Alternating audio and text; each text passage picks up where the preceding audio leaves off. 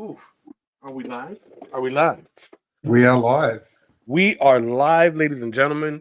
Welcome back to another episode of Back to the Drawing Board. I am one of your hosts, Kenny Calderon, here stateside. Good evening if you guys are on the East Coast. Good afternoon and good morning if you guys are, Central and West Coast time. And with me always, the artist wonder from down under, Mr. Mr. Iron Will Playden. the big Royal Rumble failure. That's what would happen if we back to the drawing board tag team duo. Here we go. We are.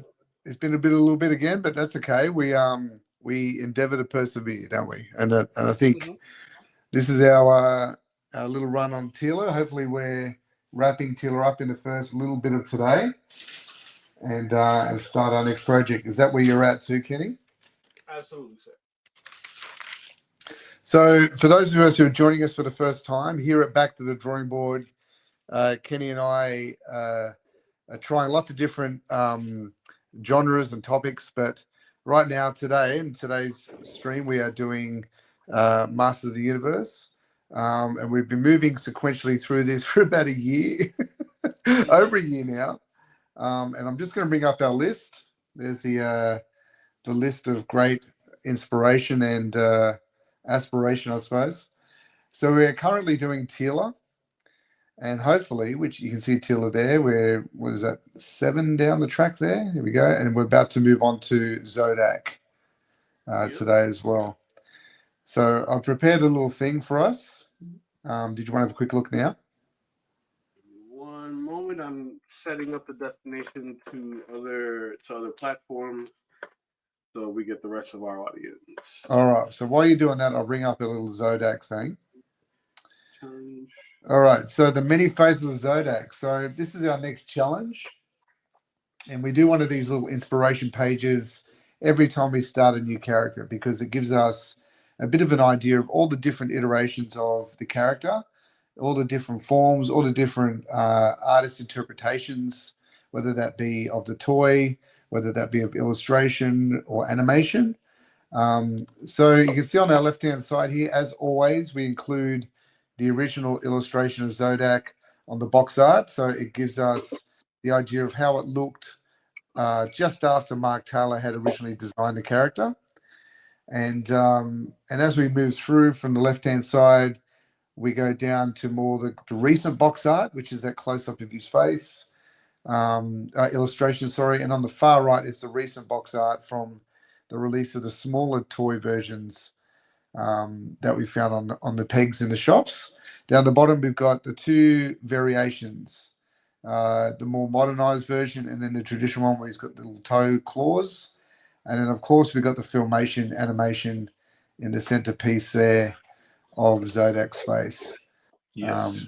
That familiar 1,000-yard stare that we often got from the Filmation characters, staring at us like they're waiting for us to reveal what their script is. But anyway, so there's the many faces of Zodak. What do you think of those, Kenny? What's your thoughts? I think there were a bit on the lazy side with the Zodak.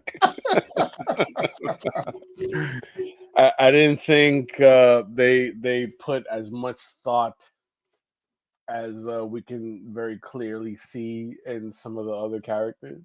Right. Yeah. They said let's give him like a frog-like helmet.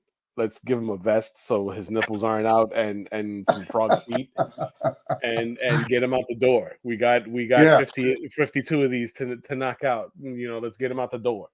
And I'm very proud to say we have the return of the flamulet. The flesh amulet have made a comeback once again. His look high key. His look more aquatic though. Right, it's like he's got merman's arms. Mm-hmm. Which is odd. He's almost got the little Rocketeer fins happening on the side there. If you look at the modern packaging, that's true. He's got the helmet fins, but on his arms. So How would you interpret his little chest piece? Would you say that that's a backpack, or are we talking about is like Uh, jetpack, backpack, just a utility chest? I don't know. I think, man, oof. Chris, how's it going, buddy? Chris is here to provide us insight. We need you Yes. now. Sidebar: Chris has been pumping out some heat. I don't Seen know that? if he's been sharing some of the work that he's been doing in his Star Wars sketchbook with Yes. me behind the scenes. And I gotta say, Chris, you might need a spot. You might need a spot up here with us. I think so. I just thought you. I think Chewbacca was the last one I saw. I think Chris, you're Yes. ripping out a Chris, Chewbacca there. They're looking good. Chris So is there's lots to draw from the Zodak here. I think there's lots to check out, and like you can see, they've included a bit of tech, sort of biotech, sort of going up in between his skin there on that middle illustration. So there's a few right different attempts now. to change it up a No, bit. do we know what's on his back? Well, I remember the toy was basically just like the back of the normal toys, where it would just like strap and had the little clicky bits that always broke. Those Right. bits. That's all it was in his back. I don't recall. I'll have a look at the book, but I don't recall there's any other technology like a jetpack, because a jetpack would be cool. A jetpack would be cool. It kind of fit I him mean, because he's kind of could like a at the very least galactic. it'd give him, yeah, it'd give him like a frogman Yes, kind of aesthetic. I think he's like a galactic police officer, like Green Lantern. Oh, But then so the he's labeled frog, as one of the. Yeah, but but he's the labeled frog as a would villain. make So no I'm not sense. sure. Yeah, so I'm not sure, but he's still got that funky gun. Look at that ray gun. The ray gun is cool. I like the funky gun. Who else had that gun? I'm sure there was other characters that had the same thing. The ray gun is cool. Me personally, just kind of looking at the two on the bottom right, the two, I Yeah, guess depictions of Zodak. I kind of like the more modern one. yeah, right. With the boots. Right. Like, Yeah, see, like the more modern one looks like official for me. You know what I mean? Like he looks, legit. This is you know, official. he looks. But by official, I mean like he looks more like an official. Like like he Yeah, could be a cop. You know what I'm right. saying? Yeah, Like he could do it. there seems to be more thought being put into the design of that one. Yes, yeah. He's got the white gloves like a ranger would have. True, true. He Because has got the flame bullets. the first one just kind of looks like a bodybuilder. Uh, maybe pro wrestler with frog feet. Right. He's got the You, Ultimate Warrior underpants and the yeah, yeah. yeah. You know, Yeah, there's something odd about it. And they switched his little furry underpants up to black on the later version. that's That's true. interesting. Yeah. That's true. So I think I'm gonna base what I do for Zodak on the more modern the more modern take. Oh yeah. Because I really do like the glowing sort of like cybernetics in his skin. Yeah, that's pretty cool. The I the do like that, the aqua and color, yeah. yeah, and we haven't done anything in the art challenge up to this point that has like those little nuances Right. put into the overall design. So I think that's You're going to right. be really You're right. cool. It's been very barbaric in a way, hasn't it? Yeah, it's been very like sword and sorcery, nothing too sci-fi. Yeah. Now I'm just trying to find out what series Zodak came out in. Was it 1 or 2? It must be series 2, surely.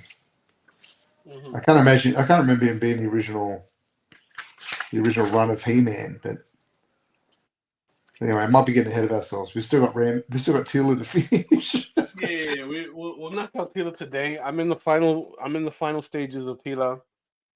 I just gotta figure out what I'm gonna do here with her skin tone, right? Because I feel like it's too blue, right? Right. So Yeah, we're yeah, gonna warm that up a bit, tighten up some details. I still have some shadows that I need to drop in to the background. right. Well, not so much the background, but mainly the rock at the base here. John Cook Yeah, is in yeah. the chat. Welcome, John. Thank you for your comment. We agree with you, John. But thank you. Humbly thank you. Yes, indeed, indeed. So I think today I'll definitely be wrapping up Tila because Yeah, it's very yeah. very little things that I need to do here. Just I've just tighten got up a bit some of areas. gauntlets, bit of jewelry, and the sword and shield. So I should be able to plow through those pretty quickly, and then we can The start noodling. deciding on what we're going to do with the next challenge, or if we get to the point at the end where we can probably do our next Invictus draw. Ooh, I do believe we should do the next Invictus. Yes, indeed. Alrighty. Actually, actually, I'm sorry. I just realized I don't think we finished the last one. Yeah, I've got to have a talk to you about that because I think I've had a little bit of a rethink about. I think yours was fine, but I think mine, uh, yeah, mine didn't quite get to where I wanted it to be, and I Okay. think it had more to do with the notion of what we were doing. I went to more of the battle scene rather than the post-battle scene. Okay. I Yeah, see. so I jumped away, but I mean that's what happens when you start something new. It's it takes a little bit of time to get into the rhythm again or of it. Right. Of So course. yeah, but I think your Ghost Rider pulled it off, but I don't think Hawk Girl was quite where it needed to be. But No, I think no, I think that's a very common occurrence because I haven't touched Ghost Rider since the last Invictus stream, right, right? So I do still have a bit of rendering to go, right? Like I still have a bit of the skull to go in with that one. There's some misty whites that I want to put into the fire. Some more shadows for the drama, right? yeah, So yeah, we can definitely revisit what you did with Hawk Girl and kind of put a cap on that first Invictus battle, and then, but well, definitely before announcing the new one, right? right. So you want to? Okay, we'll do a part two to last time, and then we'll do the spinning wheel of. I know Oh, he said death. death. Yeah, The indeed. wheel, oh, death. Oh, death. All right. So yeah, so mine's nearly done too. So Tila's nearly wrap up. This has been quite the saga to get through this. So because I think we had a bit of time out where you and I were both busy doing commission work. Uh, Yes, indeed. but we're back in with full strength to finish these off. And Yes. you've been powering on with your lead poison challenge, man. Those are looking really good. Well, so funny thing, right?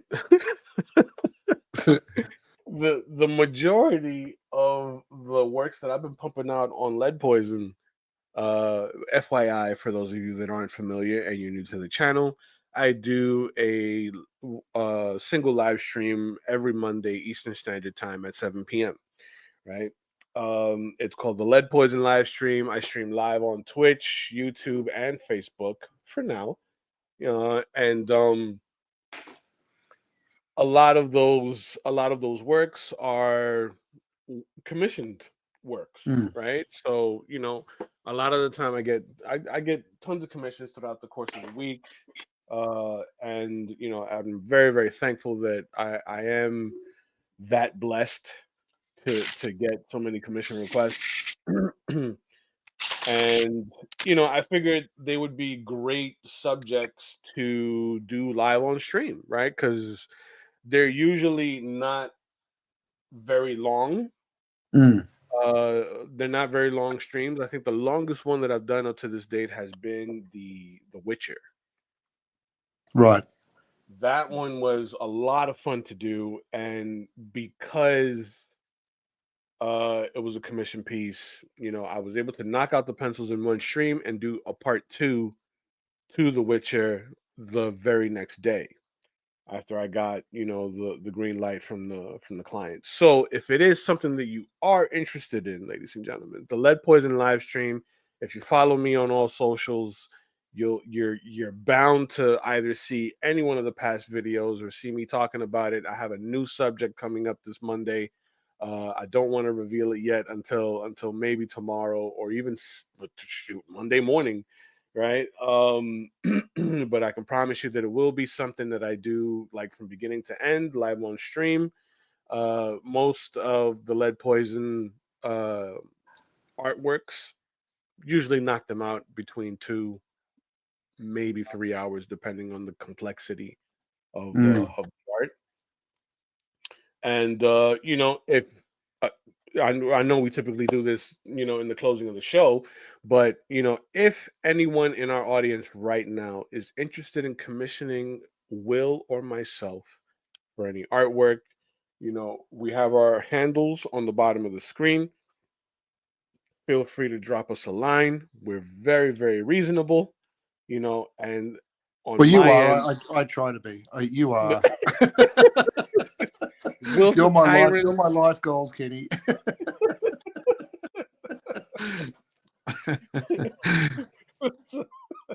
So I'm I try mildly to be very reasonable. I'm mildly oppositional.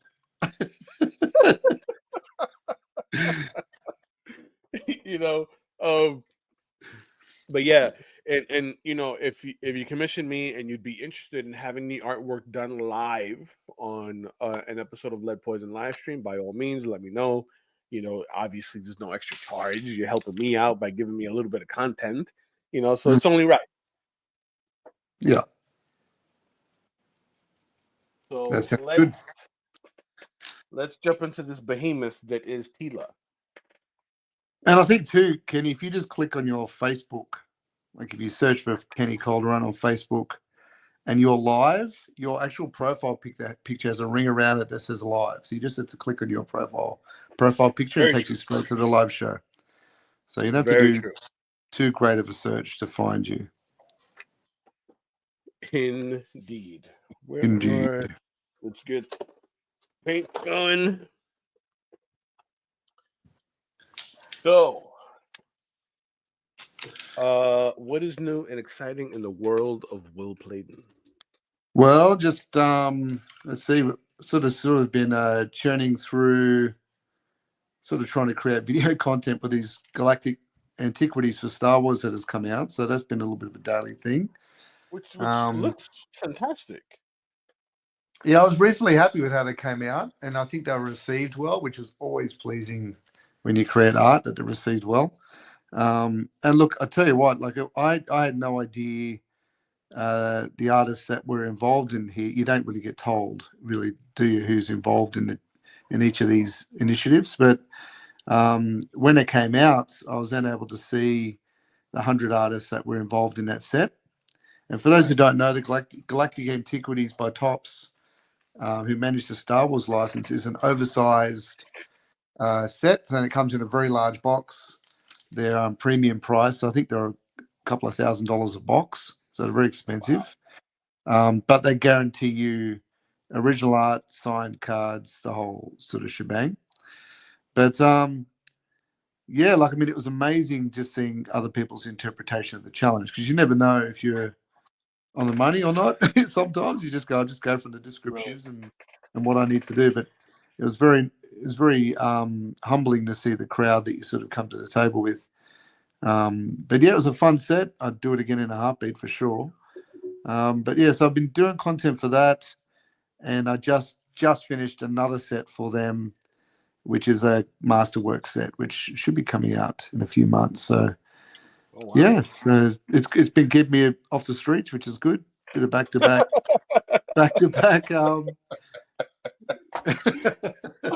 Off the streets.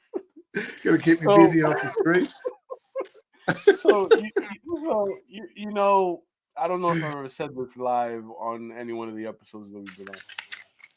But so I have like this trait where sometimes, people will say things metaphorically, right? But I see it in my head very literally. Yeah, it's a curse. Yeah, I'm with you. It's a curse. It's a hard So when time you in staff meetings are a hard time, I tell you. so when you said that that it keeps you off the streets, You I saw me on the pictured you on a streets. street corner. Yep, I pictured that's you on the me. street corner, I was actually being literal, but like that's okay. It's a dark time in the 90s. Dark time in the he had to do what he had to do. 90s. That's right. See, Chris, straight off the rails. 5 seconds in, we've driven off the road in fifth gear and accelerating. Thanks, Chris. I appreciate the support. I really do. I really do. It's like most things, like when you're doing, you're right, you're really never sure how it's going to be received. Sometimes it's a hit or a miss until you sort of put it out there and you nervously wait to see what happens. But yeah, the Star Wars ones were received well, which is nice, a nice feeling. Well, well, Yeah, it was definitely very, very well deserved. I mean, all the likenesses that you've done in this set. I mean, just overall, like I see like a strength in the way you depict likenesses, right? So it was a no-brainer to like have you do work on Star Wars. And so far, man, it's like each one you nail the likeness of the actor, the creature, you know, it's one for one. One for one. yeah, I appreciate that. Thanks, Kenny. It's tricky. I mean, they really scrutinize things like we just recently got an email. You would have received that as well about the focus on likenesses, Yes, and I did see that.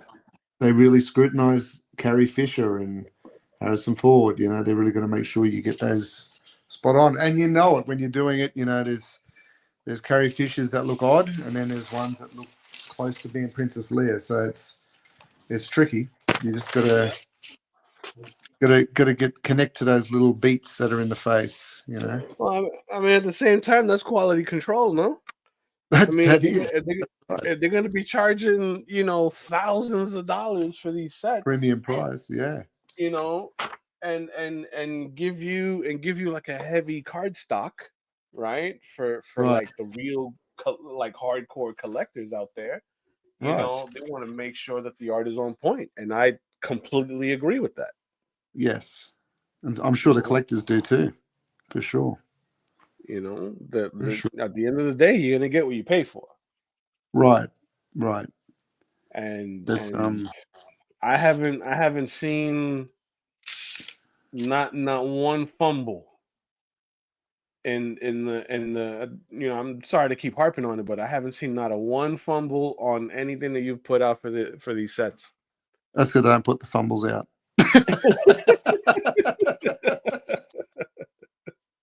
You think I'm an idiot?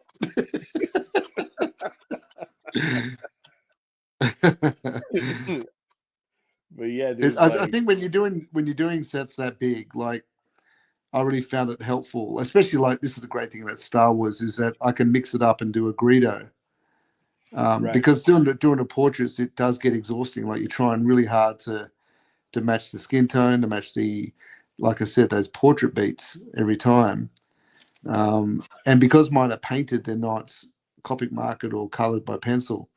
right. Um, you've got to get it spot on, otherwise you've stuffed it. You know, so there's a little bit of a bit of pressure on you to get that done like a one and done because you've only got that one card. They don't give you spares. That's right. So yeah, so it's a bit tricky, but yeah, so I mix it up with a hammerhead or a Greedo or a walrus man or whatever, a Jawa, Right. you know. But Just yeah, to kind of break the monotony of the human anatomy in the face right. over and over. Yeah, Or a scene, like I'll do a landscape scene, like I've shown you some of those. You know, I'll do Vader's yeah. castle, or I'll do Luke's house on Tatooine or something. You know. minus Yeah. burnt bodies, minus the crispy burnt bodies outside. We don't put those in, Yes. but yes, doesn't really doesn't appeal to those who are buying real estate. Just find Indeed. the crispy crackly Uncle and Owen on the front porch. Indeed. But Yes, explain but what you're doing with your overlays now. What are you doing as your final passes? so all I'm doing right now is because I had such big areas of this blue to sort of like cool the skin. I'm going to give it a very very light wash of this umber. But I've mixed a bit of red into it, so it comes out a little more fleshy, Right. right? And cut into the blue, so we get a little bit of muscle tone right in Yeah. here, right? So we get that pop in the thigh, Yes. the pop of the calf here. I'm going to do the same thing in the other leg, right? I'm going to soften this shadow up a bit too. It feels a little too harsh. Um, with a bit of white. I got some titanium white here that I'm gonna add a bit of water to, just to soften up the hues. I feel like the contrast is up too high on Right. there. Okay. And then drop the shadows on the base of the fur here on the boots, on her Uggs, her Eternian jungle Uggs, and Flash heels. and then finish off the rock, drop a shadow on the rock because obviously she's going to cast a shadow down there, and work and finish up the upper body. This should I don't know. I'm gonna go ahead and say it. I predict a relatively short stream. Yeah, I'm with you. Yep. And I think that burnt umber's mixing in nicely with the purple too. It's creating a nice sort of dark flesh tone. Right? Like it's kind of warming it up a bit, Yeah. Yeah. without harshing the mellow, as they say. Mm. Chris says, you showed a blown up R5, one of a crispy Owen or brew. Listen, Chris, we all know that R5 just lacks motivation. You lack There you motivation. go.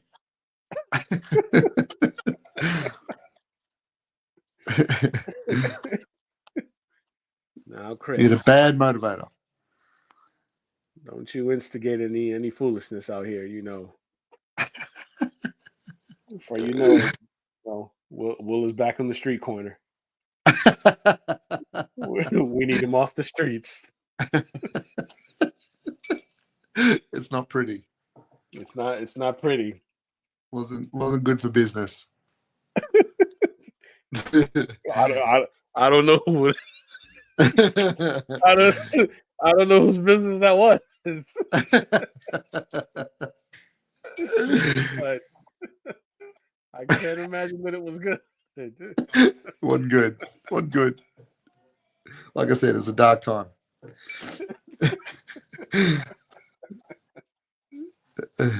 Oh man. So I don't know if you're much of a gamer, Will. Yeah, I Or try if you have every now and then time. to be. Yep, a little bit every now and then. I game quite a bit. I've heard this about you.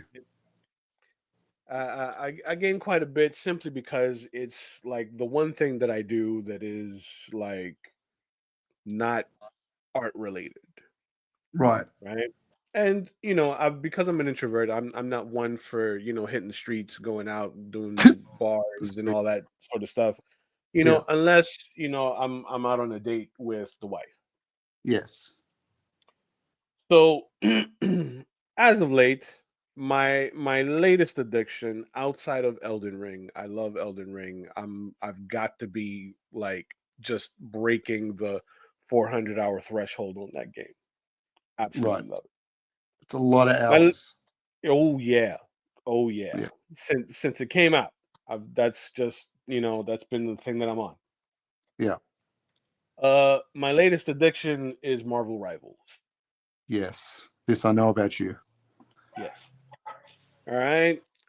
And just yesterday, we had a major update where they released the Human Torch and the Thing from the Fantastic Oh, Four. okay. Yeah, yeah. fantastic stuff, pun intended. Yeah. Because the thing is released as a Vanguard. So for those of you that aren't familiar, Vanguards are like the tanks, right? They have a pretty substantial health pool. They're meant to have a lot of defense and tank a lot of hits. Like Hulk. However, just like Hulk, right? Just like Hulk. Only Hulk is oof. Hulk is like if you play Hulk efficiently, Hulk can be very dangerous. Yes. Chris Bowman says a fan theory was that R5 sacrificed himself between the new R2 needed to get the plans to the rebels. Right. Well, yeah. Wow. Well, I could see that because in The Mandalorian, it was released that he was kind of a spy. Mm. So maybe you're spot on there, Chris Borman. This might be a I don't theory know. for the Captain Chris Borman. Look at that. Hey? Look at that. Mr. Borman with the Star Wars propaganda.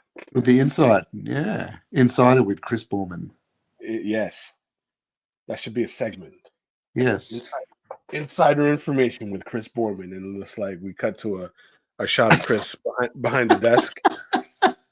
But it's only allowed to be like D-grade characters. There's got to be inside information about characters that really are deep cuts, you know?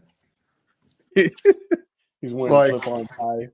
Like R5 or, you know, like the Gonk droid or someone Salacious Crumb, someone that really is like, you know, the work experience kid of the Star Wars universe, you know? Right. The intern. Like the lowly guy that trains the Rancor. Yes, that guy. You know, like the cries when everything's taken off him at the end because Luke killed his creature. Thanks, Luke. Now that guy's going to end up back on the streets because he's got no creature. That's it. Right? That's it. Or the poor dude that sits there playing the cymbals in Jabba's palace. You know, that guy. The big gong, the bing, boom, boom. That guy. That's it.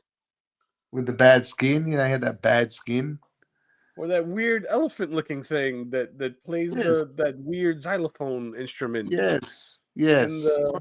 And the little blue guy. Cafe. Yeah, yes. the weird blue guy. You know? Useless propaganda with Chris Borman. So get on the research, Chris. This is going to be your segment every week. Yeah. Is to find the random D-grade character that most of us could live without. But we live with, but we could live without. It would make no difference if they disappeared. No. Wouldn't change Star Wars in the slightest. No. Wouldn't that be the worst thing? Your existence really didn't matter to the effort. So it doesn't matter. Thanks, but yeah, you know. You guys and your egghead saxophone players didn't matter in the cantina. It didn't matter. Sorry. Deleted. Respectfully, you guys are gone. Respectfully? You're just gone. Oh, man. I tell you. Welcome back to the drawing board, everybody. Indeed. Indeed. We're back and we're in rare form. There we go. That feels much better. It was really bothering me. Yeah. It looked like she had a horse riding accident. You know what I mean? And she had bruises on her thigh. Yeah. That's good. That's way better. Yeah. It's more of a softer turn. Yeah. Because obviously I don't touch the artwork until we're on the follow-up episode, right? So it doesn't break the continuity. Exactly. So there's Teela with her bruised thighs, for months, with her hand on her hip, really? Like, you gonna fix this? You're not gonna fix this leg. Okay. The art version of Toy Story. I'm telling you. Yeah.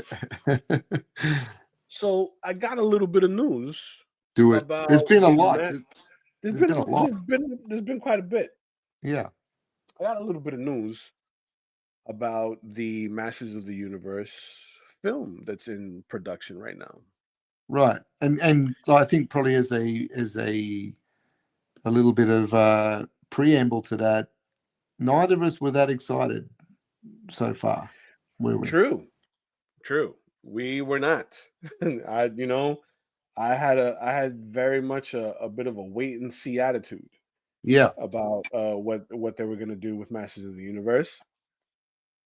And in the latest development, it seems like they're going to go the direction of the Barbie movie with Masters of the Universe. Right. In which case, like these characters from Masters of the Universe won't know that they're toys. What? Because there's a scene where Adam, in full Prince Adam drobe, the pink shirt and everything, Right. is in the middle of New York City. Right. Is this for the new one that's coming out? This is for the new one that's coming out. What? I People are said, gonna flip out. I can just see "Oh this. yeah, oh yeah." Now, granted, I did enjoy the Barbie movie. Yes. I did enjoy it. I understood the premise. Like if like it didn't put me off. Right. Because I was told from a lot of like the young ladies that I work with at the studio, excuse me, that the Barbie movie was actually a pretty good movie, and it had like the social messages, right? So because I have a lot of young girls that are my students, I wanted to be able Hmm. to kind of relate to them and talk to them about stuff that's going on in popular culture. Sure. I saw it and it was good. I did enjoy it. I actually considered getting myself "I'm Knuff" on a T-shirt, right? That would work for you.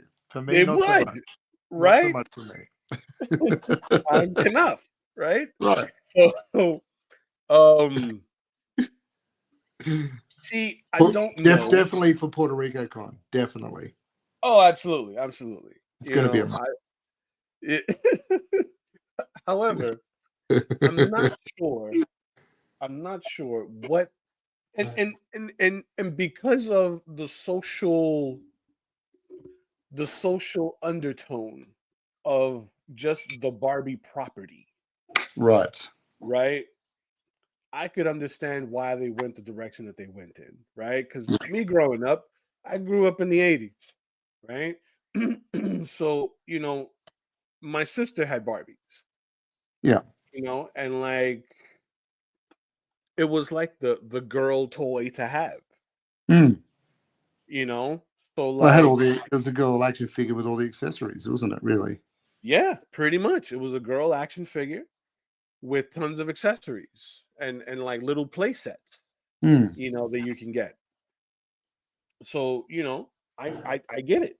You know what I mean? And then, with like the social climates that we're in, in this current age, you know, I could see why they went in that direction, and for the most part, I think it worked.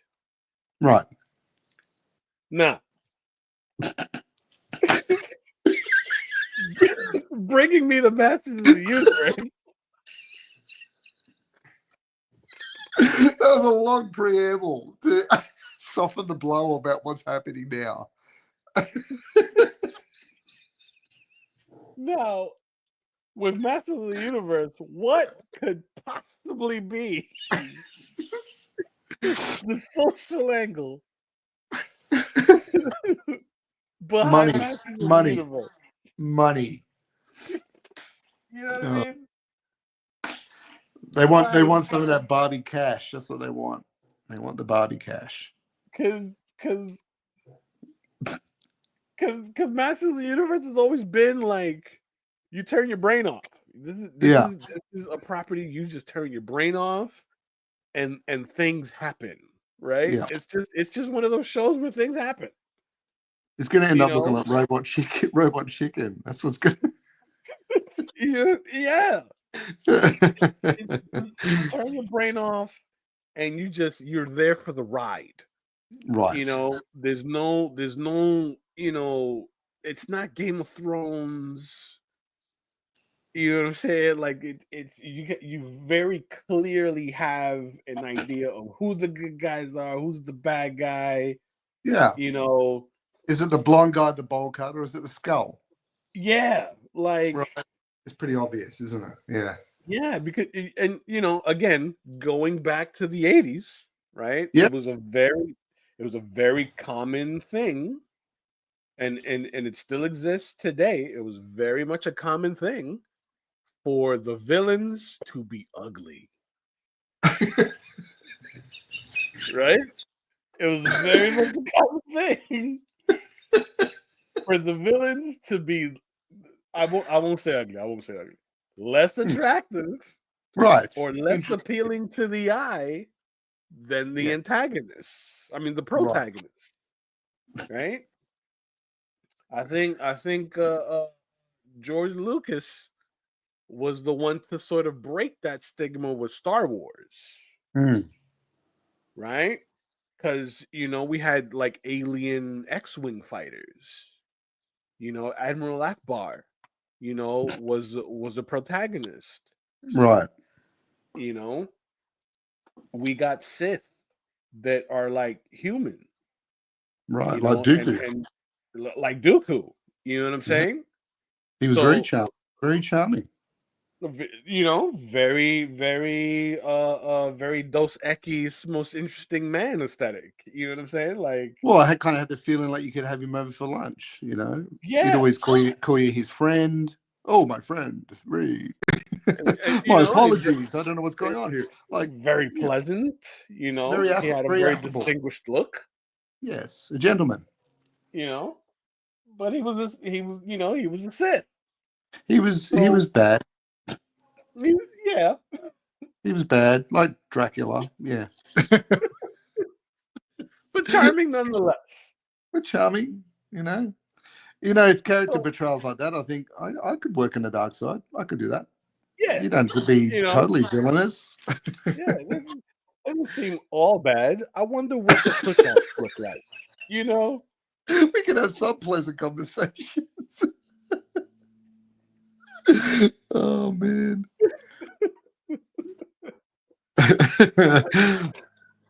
Here's what I think about this new He-Man thing, though. Like, I just think, I think it could be fun if they do take that angle because they could lean into the toys, like, and right? we love the toys.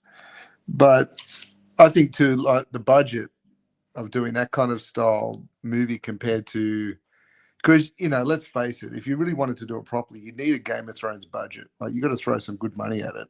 Sure, Otherwise, it's going to look like Dolph Lundgren 2.0. It's I not going to be agree. good. I agree. It's not going to be good. So, But I think a piece of me, a big piece of me, mm, was hoping that they did like a true to form Conan the Masters of the Barbarian. Universe.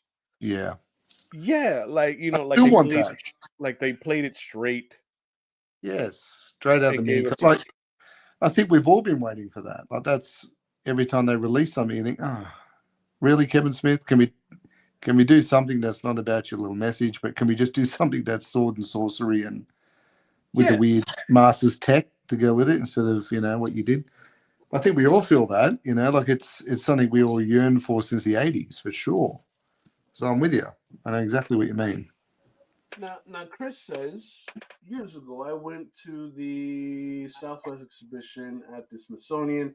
I was surprised that Hans Hoff jacket was actually brown and not blue, and Luke's ROTJ vest was actually slate blue, gray, and not black.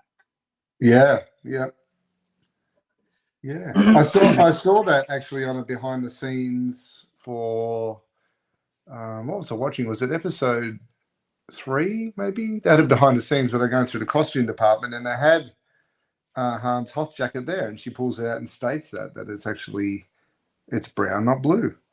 But Oh there you wow! go. Because in the toy, I think it was blue. Right, right. The old Hasbro. Yeah, the old Toy. the Kenner figure Kenner, was yes, blue. Yeah. yes, Kenner. Did at one point did they have a collab? Like, was there like a Kenner Hasbro collab at one point? I think they got bought out. I think that's what really happened. But Ah, they got bought out, and I think the Star Wars license went up for grabs. right. Is what happened when the Kenner license ran dry, because they had a good gig.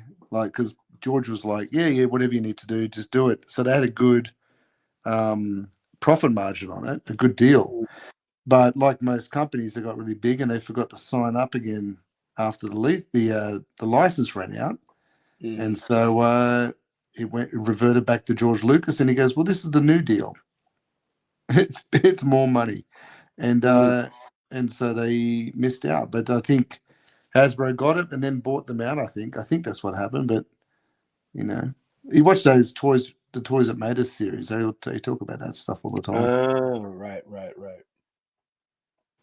Yeah.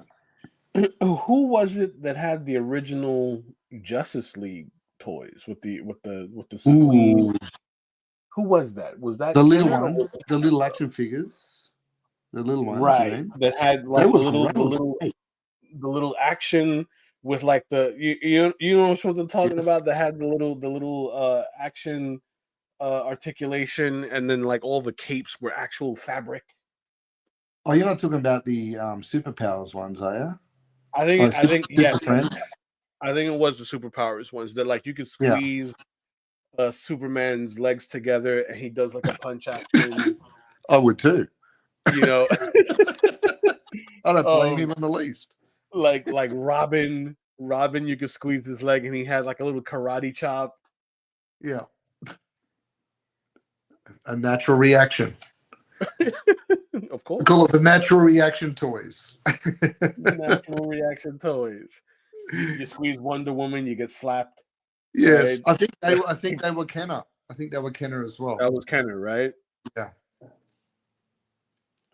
I think they were Kenner. Those toys, like outside of GI Joe, that run of toys definitely had me on in a chokehold. Like I didn't like I've always loved Star Wars. I just didn't get as deep into Star Wars until um like reaching preteen, Right. right? Before that, it was definitely like GI Joe and like the the the DC superpowers, Superpowers. Yeah. because like and I remember having like a decent amount of those. Like I had the Mr. Freeze, Oh right? yes. Yep. Yep. That had the detachable. He had the blue suit, Right. right? And he had the detachable like globe for the Right. helmet. Yep. I had the penguin, which was I think the penguin was actually one of the cooler figures because he It was was very actually like very good. round. Yeah. You know, I had Superman, I had Robin. Um, there was one more that I had. I'm forgetting who it was. They had a good Joker. The Joker looked good. Oh Had the Neil Adams classic looking Joker, which is cool. Yes. See, they had some fire back then. They had some Yeah. fire. They've just Some really released cool them, I fire. think, with McFarlane Toys. I think he's just brought them out again. Oh, Yeah. You'll have to check it out. that is interesting. Mm. But I saw the Superman and the Batman ones. They look pretty good. See that's just gonna have to be something that I become a part of because like Yes. I need that in my life. You do. You do. I need that in my life. Yes. Like because They've even got the classic packaging with the explosions, the red and yellow rock explosion. Yeah. need that Yes. immediately. Yes. The Immediately reason there. And Kenny has stopped drawing because now he's online shopping. Chris Ballman says, like in Toy Story, where Buzz thought he was real. Yes. Right. And then he was devastated when he couldn't fly. Remember? I was like, what? I'm a toy? Yeah. Right, because he would refer to the tape as like bonding strip. Right. Yeah. He was like, please pass me a piece of that bonding strip. And he always had his recording stuff and his little memoirs all the time. Right. He was dead serious about it too, wasn't he? Yeah, it was a real job. It's for real. For real, for real. Space Command, right? Yeah. He was He was doing dead serious about the captain's log thing all the time, remember? Like Star it. Trek. Right. Yeah. And What's he say here? The license automatic renewed as long as they produce something new every year. And 1 year they didn't produce anything new because sales were down and they lost the license. That's when Lucas decided it was time for the prequels and a new contract. That's right. I remember there was a gap where they hadn't announced the prequels. It was still in the dark times when there was nothing. right, right. And Hasbro had nothing else to produce, or Ken had nothing to produce. And then they took it back and then announced episode 1. Gotcha. I remember that. There was a gap. There was a gap where they weren't producing anything. No, it was a tough time. But it felt like it was more than just a year though. Like, yeah, it was a rough time. But we had other things, we had like other toys and things to look at, but like Transformers and Mask and Thundercats and stuff. So true. Ninja Turtles came out, it was another whole Right. wave of things. But yeah, interesting. The new wave. The news. So what are your thoughts with regards to what you've seen up to this point? I don't know what you've seen up to this point. Not much. I've only ever seen the casting announcements that I keep sending you all the time. Mm-hmm. Until I got the cease and desist order from your lawyers, but I kept sending that to you.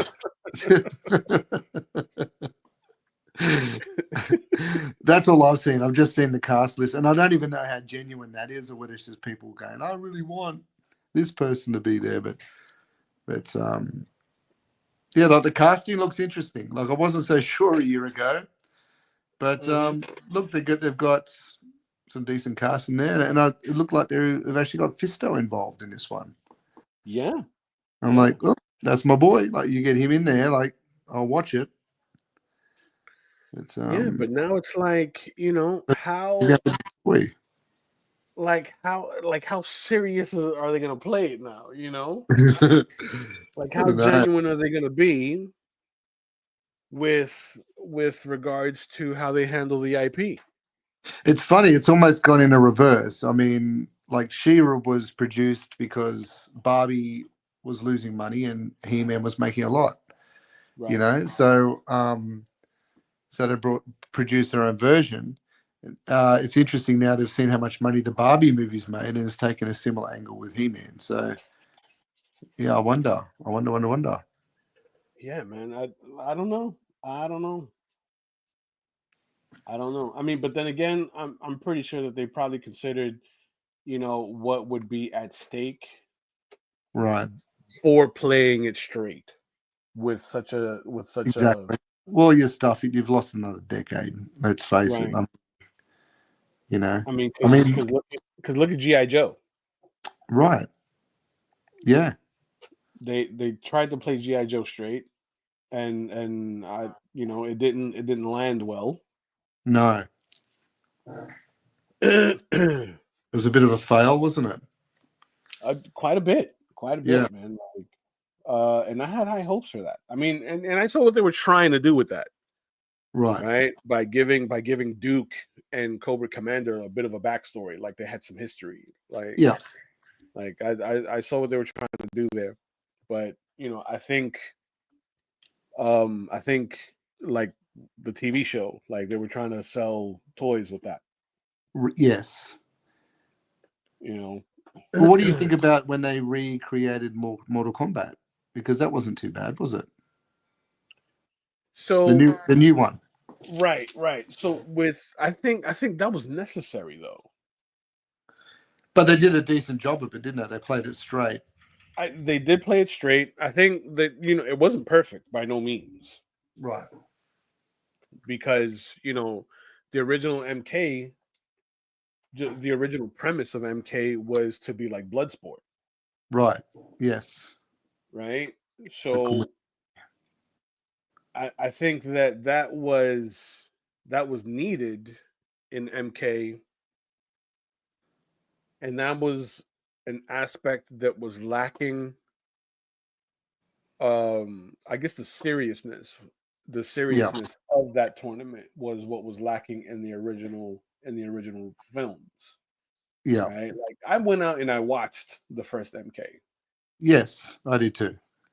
and I'm like, okay, this is passable, right? Yeah. I didn't like how they treated like Sub-Zero and Scorpion, Right.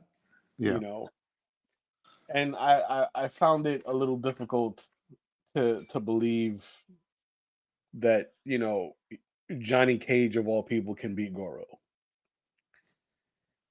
Right. You know what I mean? But it's a video game movie, so you gotta suspend some of that belief, right? You look past the Kylie Minogues and the Raul Julias and the Yeah, you look past it. You yeah. look past it. At least I'm getting Mortal Kombat, I guess. Yeah, you're able to kind of cope with it, right? Now this reboot, which was better because I did enjoy what they did with Scorpion and Sub Zero, right? Mm, I think if they would have centered the story more so on that and right. not Cole, Yeah. who's like who the hell is Cole? You know what I mean? Like, Yeah. Yeah. why? Right. Now I would have I think I would have enjoyed it more Yeah. if the story wasn't centered around Cole. Right. Because like the whole backstory with Scorpion and Sub Zero and the rival clans and so forth, that was Yes. cool. That was real Yeah. cool. Yeah. Now, if Cole being in the film was used more so to carry the plot of the Scorpion Sub Zero conflict, I'm on board. You're with it. You're in. Like because they did it late in the end. In the last I act of kind the I kind film, of that was felt when I like kind of felt though that the if I remember the story correctly, I'm sure you'll put me on the right track if I'm wrong, but the Scorpions, was it his father that had died? so And was the real Scorpion. Scorpion? Scorpion was in like in sort of the underworld or in between worlds or something. Do you remember? And So he what? came back. So what it was is that Quan Chi had manipulated the Lin Kuei, which is Sub Zero's clan, into a war with shoot, what are they called?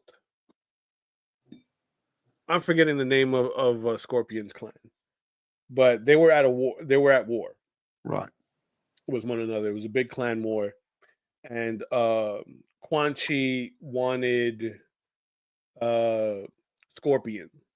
But he Right. basically wanted his soul so that he can come back as a Spectre in service of Quan Chi, Right. That's right. Yeah. right? Because he was a badass warrior, Yeah. but he was tethered to his honor system. So the only thing that would like break that honor system is if like he had nothing to live for, right? So Right. he had the Lin Kuei attack his family and kill his wife and child. Yeah. So he basically made a deal with Quan Chi to bring him back as a Spectre, so that he could avenge his family against Bihan. Right. Now, Bihan, being the original Sub-Zero, right, is killed, but later comes back as Noob Saibot. Yes. So this is like MCU level, like MCU level Continuity. Yeah. continuity, Yeah. right? Um, because I felt that the actor that played Scorpion, because I love him and he's in Shogun as well. Oh yeah, he's awesome. I wanted him as Jitsu, like he would be the best Jitsu Yes, with the golden arm and the full samurai. That's my Jitsu. I just think it was wasted putting him as Scorpion. I mean, he's behind the mask most of the time anyway. Mm-hmm. So I kind of felt like, oh man, like I'm hoping I don't get that same feeling when I'm watching Masters of the Universe. I hope so too, dude. I it would be really, really disappointing if they drop the ball on that. Like I'm all for creative expression and putting new spins on some classic things um for a newer audience. Yeah. But if they crap the bed with Masters of the Universe, that would be the biggest disappointment. I just don't. Sometimes I just don't understand. Like you've got it all there. Like why do you Mm-hmm. have to? Like it's a proven success. The toy's made $1 gazillion. I don't Yeah. understand why you just can't follow that model. Like follow the model. Some executive needs to say follow the model. It's all there. Mm-hmm. Ring Kenny and Will Exactly. and Chris Borman and a vet for archives. Get them out here and start to build a new film. No brainer. No brainer. So to that, I'm gonna segue into something that I've discovered uh throughout the week. Do it. So I trust that we are all familiar with the name Bo DeMaio. If you're not, Bo DeMaio is the genius showrunner behind X-Men 97. Oh, I think I know where you're going now. Yep. Was So that the post you put on Facebook? yes, Now, I didn't know about this cat until I read your post. And then I did the mhm, deep dive and I've forever been changed. yep. So Bo DeMaio started a YouTube channel, in which case he's been um legally airing out his grievances with Disney and Marvel. Mainly Marvel, isn't it, really? Marvel and Disney. Yeah. Because he's actually ran the shows for a couple Disney properties as well. Yeah. But the most egregious has been his time with X-Men 97. Yeah. So if you guys are on YouTube and you're curious to know what I'm talking about, search up Bo DeMaio. Like it's a relative YouTube channel. He may have 2 videos up. Right? The first one goes into not great detail, obviously, because he's got to keep some things, secret or confidential regarding the court case. But he does address some issues that he had as to why um, he and the people over at Marvel had to part ways with regards to X-Men 97. So then, this came on the heels of there being an announcement of season 2 for X-Men. Oh, okay. And has he been involved in that as well, or is he not in the project anymore? Now, see, this is why the YouTube video dropped. Right. See, the thing is that he set up the outline for season 1 and season 2, which is why season 1 ended the way that it did. Right. Right. So now we can jump into season 2, hitting the ground running. Right. And now we have these different conflicts, these new conflicts that can be addressed in season 2, right? The X-Men are split up. Some of them are trapped in time, so on and so forth. So what happens? because of the fallout, because the fallout transpired in the middle.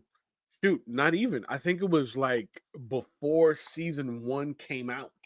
Right. Jeez. Before season 1 actually came out, there was a falling out between Bo DeMaio and the people at Marvel. He was still gonna be credited as the showrunner on season 1, but they were issuing threats Oh, that they would eliminate his involvement entirely deleted. from season 2 if he didn't like pull back on his allegations of Right. mistreatment. And I said to myself, Uh wow, oh. Yeah. that's not right. Mm. So he goes into specifics. He doesn't necessarily name names, but if you do a deep enough dive, you'll know exactly who he's referring to. Right. It's So, intense. excuse me, I'm gonna go grab my water really quick. Gotta wash down that sandwich. The wife came in here and dropped off a cookie. Back to the drawing board. It's important to keep up your energy levels, folks. Mm-hmm. The wife came in here and dropped off a little chocolate chip cookie. That's a win. Always a win. I love it when she brings me little surprises. More of that. More of that. Less of everything else. It's And less of everything else. Okay? So, on the cusp of the new season coming out, Mm.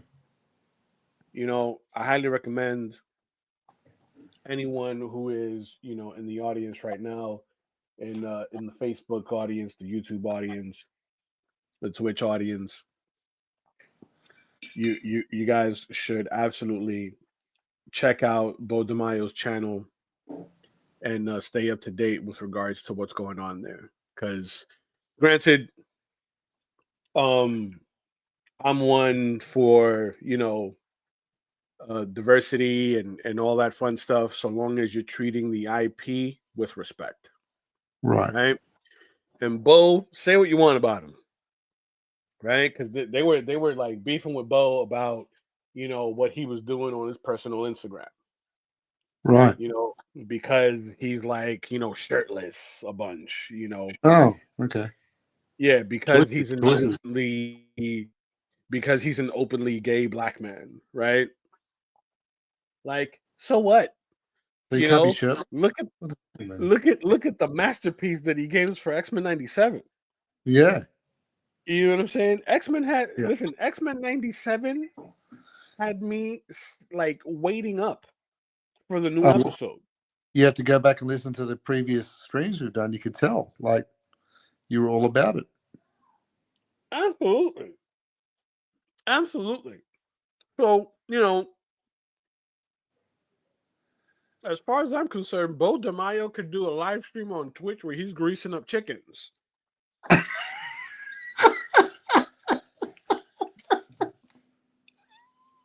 For all I care. So long as he keeps the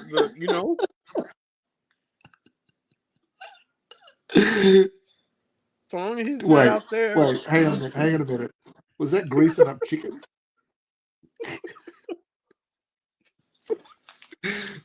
So long as he's not out there on some P. Diddy mess, let that man live. He can do whatever the hell he wants. So long as he keeps that X-Men 97 fire coming. Oh man. Well, they're upset with him. Either way, they're upset with him now. So, do you think he'll go the way of Gina Carano and just disappear off the planet, or no? What do you think's going to happen now? Because he's too good of a writer. Yeah. Way too good. And more importantly, he's one of the few writers out there that primarily understands and respects the source material. Well, that's the real thing, isn't it? You know, Mm-hmm. there's a lot of good writers, but do they align with the properties they're trying to? Well, they're trying to make a great movie about themselves rather than a movie about the property. And You know, he like goes into detail. He goes into detail on what were some of the ideas that they were kicking around. yeah, And it's right. dope. You know, he mentions what they wanted to do with Jubilee at one point, Oh, which was have her shoot the plasmoids out of her mouth. what? Exactly. Exactly. What? Why? Because they want to be stupid and do something new. No, How do these no. people get jobs? It just spins me out. Like, who's employing these people? Again, these are people that aren't familiar with the property, and if they are, they're too busy trying to put their own stamp on something that is already great, So bizarre, isn't it? just for their own vanity. You know what I Yeah, mean? yeah. That look, case in point, Bo put his stamp on this. He put his stamp on X-Men 97 by simply respecting the IP. Mm. And not veering too far away from the source materials. At all. At Like all. like Mr. Sinister felt reasonably like Mr. Sinister, you know, like Yes. yeah, I don't know. Yes. There's so You much know? there. Why it always baffles me they don't actually get some of these original creators on board. Like get Chris Claremont, he's still kicking around. That's true. Get Louise That's true. Simonson, get some of these cats in the room as consultants. You Very know, like true. I just don't get it.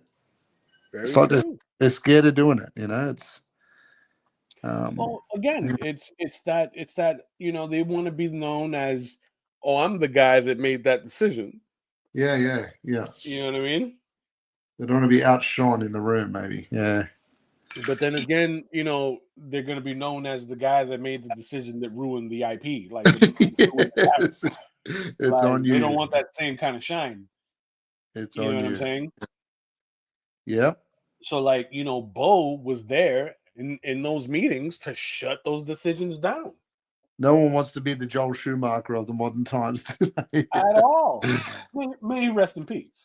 Yes, but Yeah, he but caused a bit of damage on the way out, didn't he? You know? yeah, he did. He Yeah. kind of moved a little bit of furniture on the way out. Yes. But yeah, Bo was there to shut those decisions down. Yeah. You know, Not anymore. Not anymore. So you might get Jubilee shooting stuff out of her mouth. yeah, which would be awful. But on a lighter note, with regards to X-Men 97, there was some material that I came across that briefly spoke about what we can expect in season 2. Oh, okay. So one of the topics that they touched on was the potential for new X teams in season 2. Okay. You think X Force? X Force being the more prominent predictions due to Cable, obviously Right. floating around the multiverse, Yeah. or the time stream rather. Yeah. And I think they're gonna introduce what's her name, Shard, Bishop's Uh-huh. sister, Right. right? So that's another potential there. So X Force being one of the bigger guesses. X Factor being second to that one, right? Because now we're in a little bit of a political bind in the X-Men 97 universe. What with uh, Scott feeling disillusioned Poor with Scott. Xavier's initial vision Yeah. for the mutants, right? So there is the potential of introducing X Factor, which, for those that aren't familiar, X Factor was the government run uh, version of X-Men, right? So they were a government sanctioned group of mutants in the Marvel. And they were the original cast, weren't they? Generally, the original cast. That's right. That's Whereas right. It was the original group. Uncanny X-Men were the new era of X-Men. That's right. That's right. Who was on? Was that Claremont that was on it when Yeah, it was Uncanny? yeah. I didn't think he was doing all of them at one point. Yeah, he was. Claremont's a freaking He was a animal. machine. An animal for like just spearheading that whole mythos. Yes. You Here's the big know, thing, though: is if you're going to get Uncanny, and if you're going to get X Factor, are we going to get to Inferno with Madeline Pryor? And because if we do, that could change my life. we need that. We need that. See, that's what I'm talking. Because you see what I'm saying? You That's see my how favorite series. all of it sort of like kind of comes back and you can't help but fanboy out. Yeah, it could That change everything. was Bo's formula. Yeah, And I think it was the penultimate episode, if it wasn't the last episode, we got that dream sequence where Xavier was in Magneto's head. I think it was the last episode right. where Xavier was in Magneto's head, and we saw the silhouettes of the children of Magneto. Right. How did you feel about the portrayal of all the characters? How they visually looked? Oh, I loved it. I loved it because it's true to the source material. Yeah. Now, granted, I wasn't a fan of the Big M outfit that Magneto wore, Yeah. right? Yeah. Because I wasn't a fan of it when when they debuted it in the comics, which is why it didn't last very long. Right. You know, but I loved the fact that he threw it in there. Yeah. I love the fact that he was bold enough to throw that outfit in there. I wonder if we're going to get Savage Land and You Rogan know, Magneto's thing going on. so there's a few different directions. So one of the things that they did confirm to appear in this new season is Polaris. Ooh, okay. Yep. So with Polaris, with the disillusion that Scott is feeling with regards to uh, Xavier's original vision for how mutants should coexist, it could lend itself more to bring to the creation of X Factor, right? Because Polaris was on that team with Havoc, Yep. right? Havoc, multiple man, strong guy. Strong guy.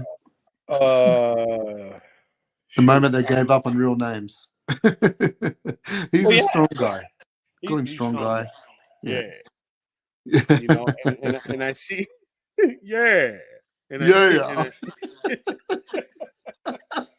Yeah. and I see them adapting the Larry Stroman design Yes. Yep. with the blue jacket Yep. for X Factor. But then it's like, if they're like going so deep with all of these deep cuts, Yeah. one of the things that the original cartoon did that I'm waiting for them to revisit, and even in these modern comics, I haven't seen hide nor hair of this character since like the 90s. Corsair, the Oh, leader of the Starjammers, right. Do you reckon they're going to aka go that deep? you reckon they go that deep? I'm hoping they do. Well, I suppose they kind of skimmed along that with Xavier being missing and he come back and I've been hanging out, free walking in space with this girl and sorry everyone, everything's on the crap, but I've had a holiday. You know, Yeah, I mean, granted, the whole space pirate angle, sure, I get it, right? But I think they haven't necessarily touched the Starjammers, simply because like Guardians of the Galaxy are like right, what's getting the close. new, Yeah, you know yeah, what I mean? yeah. So John Cook said John, yes, it's like the Marvel movies, even with CGI, they still fallen off. Story is now non-existent, and I agree with you. I agree with you on that. I feel like that's a pivotal part.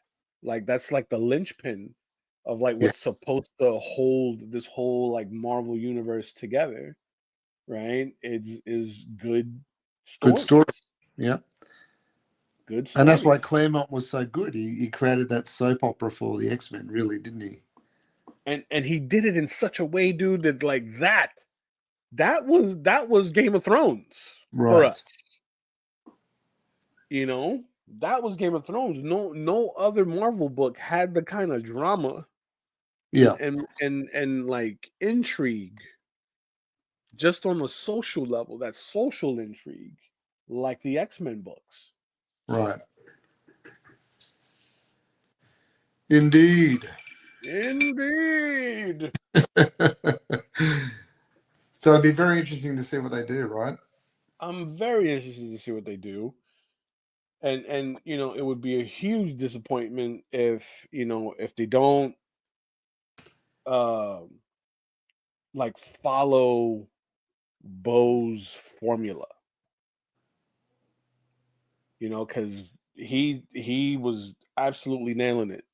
Like, Right. and it shows that he was all about the IP. Like he loved it. He was very knowledgeable of it, so he knew how to handle it, in a way that was respectable, that didn't insult, new fans, and still Right. gave a bit of nostalgia to long time fans. And it very much followed that, like obviously with the new little ways of doing things in animation, it very much followed the animation aesthetic from the 90s too, didn't it? Like it really Oh had yeah, that, like you're thinking, whoa, this could almost flow straight on if I wanted it to. and in fact, I think it may have even did it better than the original show. Yeah, Just like it had the little nuances that they do with animation now, like they had the digital effects and things to it, made it a bit smoother. of But course, but yeah, it certainly had the aesthetic. So he leaned on that too to pull people in. of So it'd be course. I interesting to mean, see. one of my favorite scenes was actually seeing what happens when Nightcrawler does his teleport. Yes. You know, and having the whole team up fight with Wolverine. That was Mm. incredible. Does his little That was bamfing? incredible. Yeah, he ate it up, and I love that in every episode, every character had like his or her moment to shine. You Right. know, so that like they're given that respect to really showcase like why this character is so prevalent or such a badass. Like Mm. we're Yes. able to like see that firsthand, out of a team setting. Right. So they, if they're smart and they like money, they'll follow Bo's formula. I mean, that's what it boils down to. You like the cash? Follow the dotted lines. That's what it all boils down to. I'd, You I'd like know, to say that they would, but look at what happened with Star Wars. You know. yeah, they don't like the money. They don't Yeah. like the money. It's the sometimes the hubris of creators get in the way sometimes, don't they? Don't Yeah, they, Ryan Johnson? I'm looking at you, Ryan. You, Ryan Johnson. Yeah, man. I mean, it's sad. It's sad because Yeah. it's like, you know, the new fans won't. It's my belief anyway that a lot of the new fans, a lot of the kids in this generation that are into, these IPs, if at all, or haven't discovered them, won't give them a real genuine shake Right. just based off of the trash that's being made right now. Right. Yeah. Like, I introduced my son to Justice League very, very early. He was in like Yeah. kindergarten, right? When Right. when I put him on to the Justice League, like the Paul Dini series. Yes. International. Yeah. Right. I was lucky. My kids were little when it was on TV. Yeah. So we'd get home on a Sunday and it would be on in the afternoon. So I was pretty lucky that way. So they kind of weaned on it. Yeah. Early. But yeah, for and then I introduced the Batman animated series to them too. It's like a Yeah. sidebar. But they love them. They love them. They still love them. Yeah.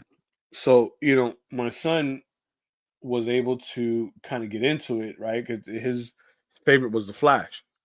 Right. And, from there, we kind of like branched off into different things, right? He developed a love for Sonic the Hedgehog, and you Yeah. know, he's starting to read manga now, right? Nice. So, slowly but surely, right? And I'm gonna introduce him. I'm gonna introduce him to uh, Schwarzenegger in his prime. Yes. In Yes. his prime Schwarzenegger, like Conan the Barbarian. You Commando. know, The yes, Commando. Predator. Yeah. right? Because he has to understand the hype, Total Recall. Running especially Man. Total Recall. The Running Man. Gotta do Running Yes, Man. And then yes, stop. Right. Then it's important to stop. and then stop. Yeah. Like we can stop right after Judgment Day Terminator. Like we're Yes. good. We're good now. You know, He didn't actually make any more movies, kids. That's it. yeah. Everything else after that, What's that other cut. one? Kindergarten? No, no, no, no, no. No. We don't No, want no, that. no, no, We no. don't, we don't need that. We don't need Shh. True Lies. True Lies was okay, True Lies but was good. True Lies was good. I will never watch The Last Action Hero again in my life. Yeah. True Lies. I enjoyed True Lies for Jamie. Yeah, Like we don't need to elaborate on that. no. Just But just Bill Paxton was great in that. always great. Bill's always fantastic in what he does. Yeah. But I'm gonna this summer I'm gonna introduce him to a lot of the movies from the '80s, so that he can understand where a lot of like the memes come from. Yes. Yeah. You know, uh, and introduce him to a lot of the fandoms, like where a lot of these fandoms like started. I think he's You speaking know, Chris Borman's language. He's a big fan of True Lies. dude, True Lies. I love True Lies. Yeah. Love True Lies.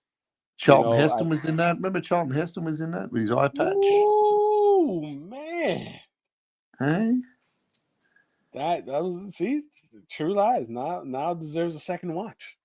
Tom Arnold. Tom Arnold, as the comic relief. Yeah. But I do love how they treated Bill Paxton, the car salesman, in that. That was fantastic. yes. I think one of my favorite depictions of Bill is the older brother in Weird Science. Yes.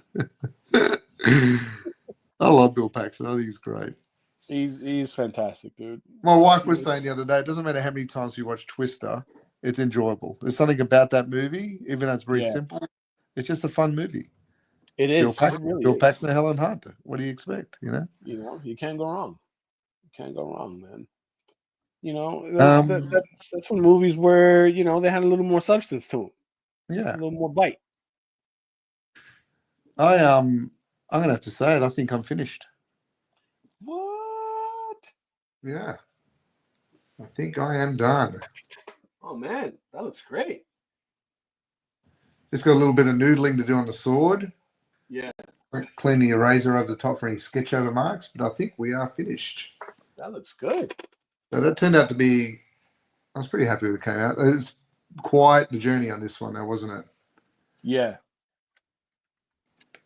But I had to get a battle ram in our series somewhere. There had to be a crash battle ram somewhere. necessary, absolutely necessary. Had to happen. Now we just need a Wind Raider.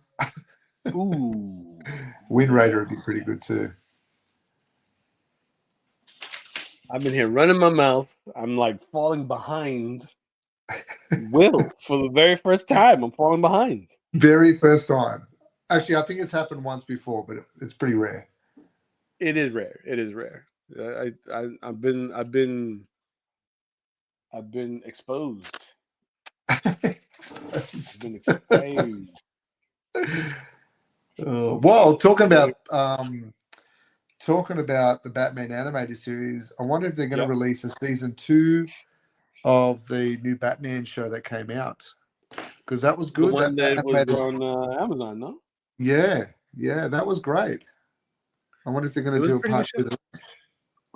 2. It certainly got the attention. Yeah, I thought it was a really good show. It was a really, really good show. Yeah, I don't You know. know, I think I don't know. We'll see. We'll see. I mean, the new season of Invincible is out. Yes, I saw that. My kids told me that. Who aren't watching it, So they just sort of pop on there. yeah, I haven't had a chance to look into that yet. A lot of my Saturday students are watching Invincible. Oh, are they? Yeah, yeah, yeah, yeah. They're. I have one student in particular, right, who's big on Invincible, Right. and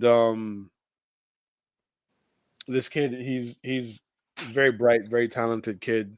Because in my Saturday class, we're illustrating comics, Oh, cool. so I have them working on the actual like 11 by 17 artboards, Yes. right? And we're using dip pens to ink and everything, right? Nice. So to give them the full experience. And because the majority of them do have iPads, Yeah. I told them that after they were done with like their cover art and like 5 or so pages, I'll take it home, I'll scan it, and I'll send them the scan files in a PDF so that Yep. they can start adding, their dialogue bubbles, Nice. to give them the full, you know what I'm saying, the full experience. Yep. What program are they using to do their dialogue bubbles? Most of them are using Procreate.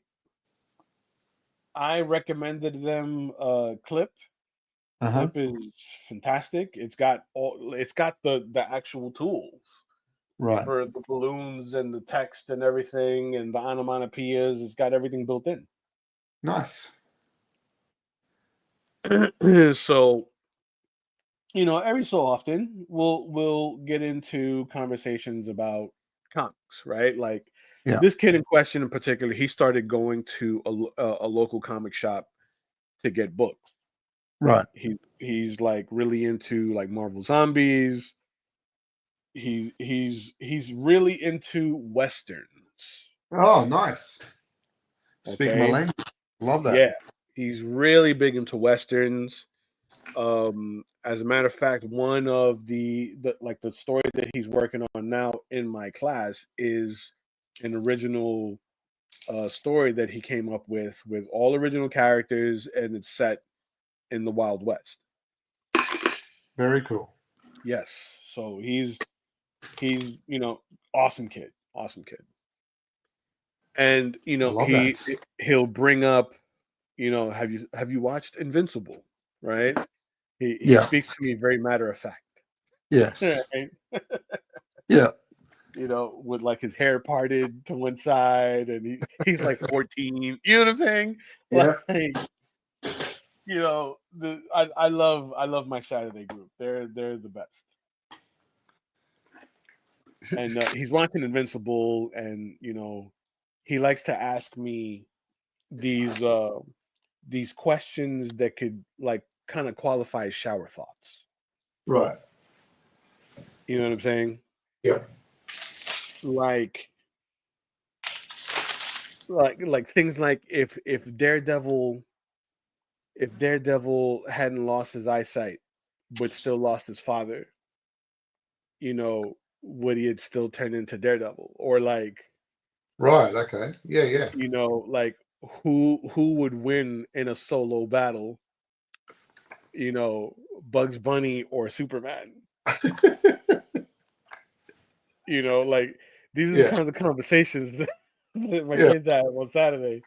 And it's like, after I take attendance and I'm sitting there at the table with them, I'm the fly on the wall, because I have another one. I have another kid who loves Eldritch horror, Okay. right? Yep. Yep. I got them all in my class. I got them No, all. Right? I got this other kid who's heavy into Eldritch horror, and that's the theme of his book, right? I love. And he will speak to him. He'll speak to Santiago, who was the first kid, about, like, in a Like very it's all real. logical way, why Bugs Bunny can beat Superman. And like to listen to, it gives me hope. It gives me hope that our Yeah. youth, that not Yeah. all of them are lost. It gives me hope. Not all of them are lost. Not all of them are lost. It gives me Love. hope, to hear them have these discussions. And it Yeah. turns into real debate. I It love turns that. into real debates, and then every so often they'll drag me into it. Mr. Kennedy, what do you think? Like, well, Do you like Superman, Mr. Kenny? Do you like Superman? you know what I mean? Like, I Do you love know who Superman. Superman is? Do we need to explain it to you, Mr. Kenny? Pretty much, right? Yeah. Yeah, like they're great kids, man. I love like the kids I work with. They're awesome,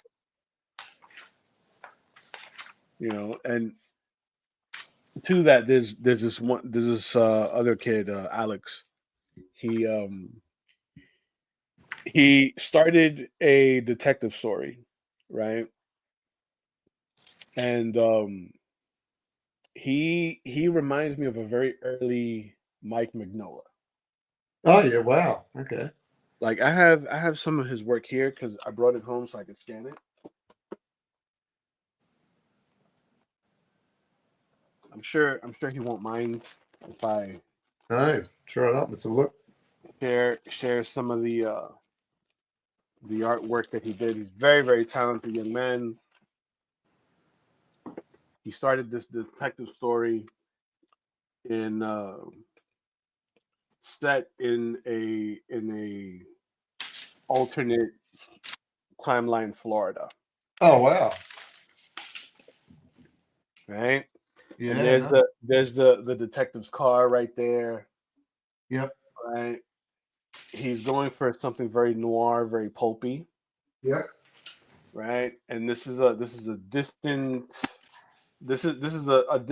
future, like Florida. So like this is an area of Florida where it's like all grasslands, but we have these like downed wrecks from a Right. battle all over the state, and this detective is going all over the state, investigating these murders, right?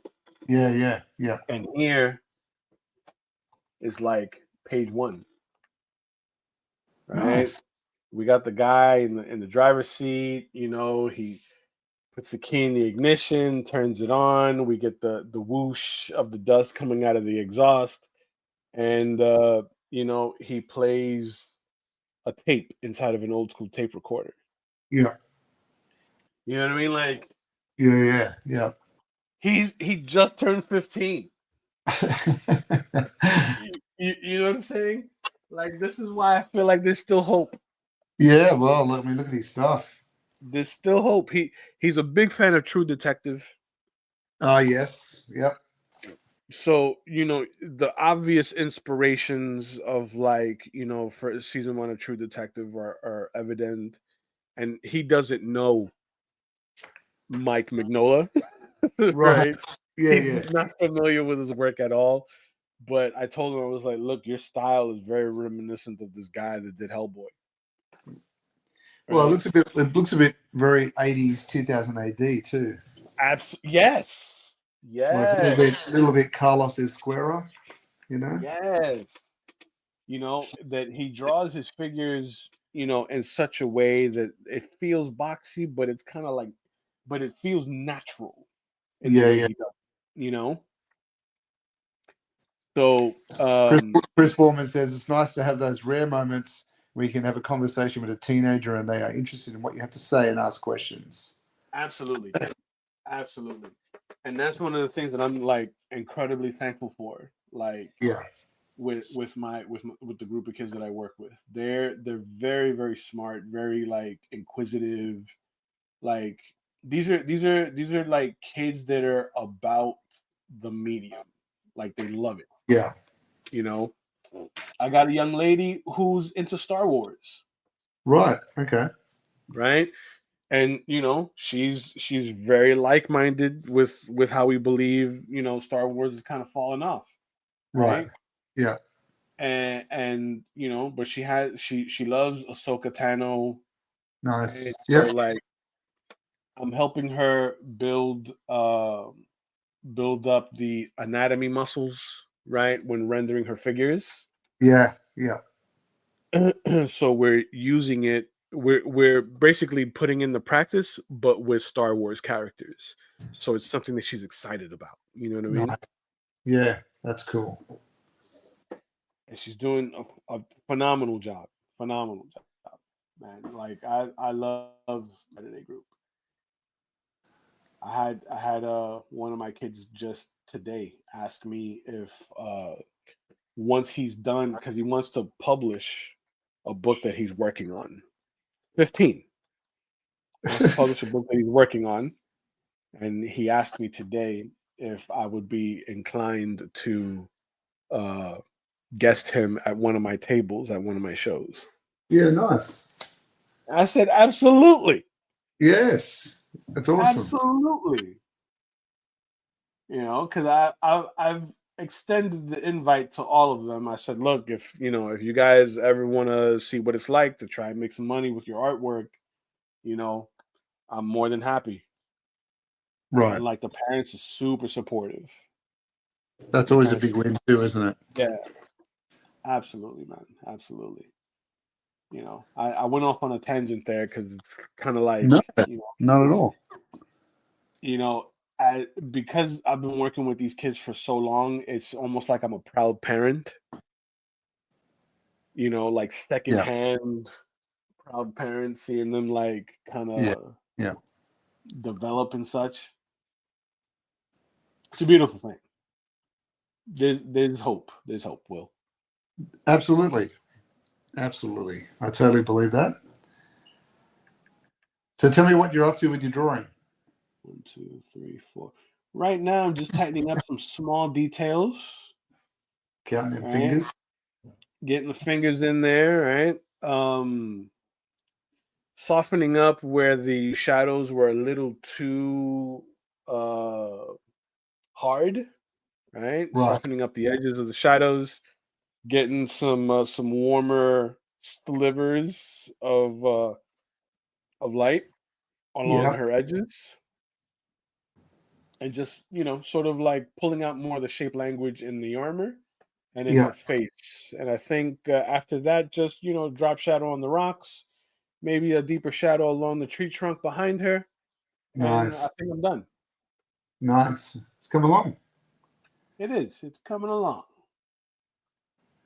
Let's But see. for those who are joining us for the first time at Back to the Drawing Board or returning to Back to the Drawing Board, if you like any of the artwork that you've seen today, or perhaps want to investigate further artworks that you haven't seen yet, you can visit Kenny and I's stores. So we have both of one each, and there are the addresses on the screen now. And Kenny, correct me if I'm wrong, but there is a whole bunch of different artwork on your site, varying in prices, everything from trading cards right through to original art, and the Yes. opportunity to commission you to do your own customized artwork as well. Yes. So if you go to Wilding Studios with a Z's .store or at Yes. Wild Inks Studios with underscores there, you can contact Kenny on the Gmails and get him to do some work. And likewise for me, if you want to jump on there and have a browse, you can do that and see some of the artworks that have been created, including all of the Masters of the Universe stuff, as well as, in fact, I think I've got a couple I haven't loaded up yet, but most of them are on there. And I think, Kenny, you've got all of them on there. And Yes. and that and more. So Yes. in the meantime, in between time of those two spots, though, please make sure you jump onto our YouTubes, like and subscribe. It always helps us if you throw a comment down there and to share out the work.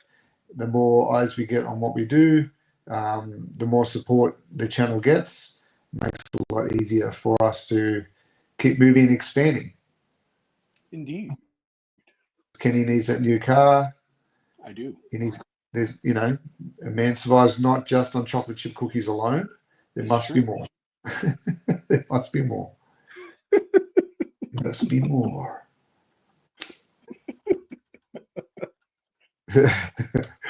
I noticed as well that on the news that DC and Marvel have announced a crossover. Ooh, I didn't hear about that. Saw that. It was on the Bleeding Cool News this morning that they announced a crossover. So that hasn't happened since the 80s, has it? Nah, that hasn't happened since late 90s that we Right. had Marvel versus DC. Yeah. With the Superman Spider-Man stuff on the cover. Right. Right. That we had that we had those like, what was it? I think it was like 8 versus battles where Right. it was Superman versus Spider-Man. Yeah. It was Batman versus who was that? I think it was Batman versus Captain America. It was Lobo against Wolverine. I think Thor was in there somewhere too, wasn't he? It was Thor against Shazam. Right. It was Wonder Woman against it was Elektra versus Catwoman. Wonder Woman against Storm. Aquaman against Submariner. And Robin versus Jubilee. And Quicksilver versus the Flash. Right. Because I remember I think I have the whole run.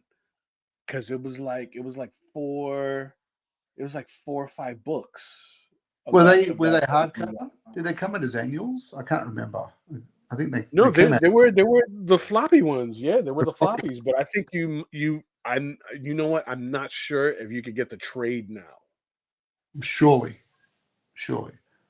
because I know that there was like after they did that short run, it was the Amalgam universe, Right.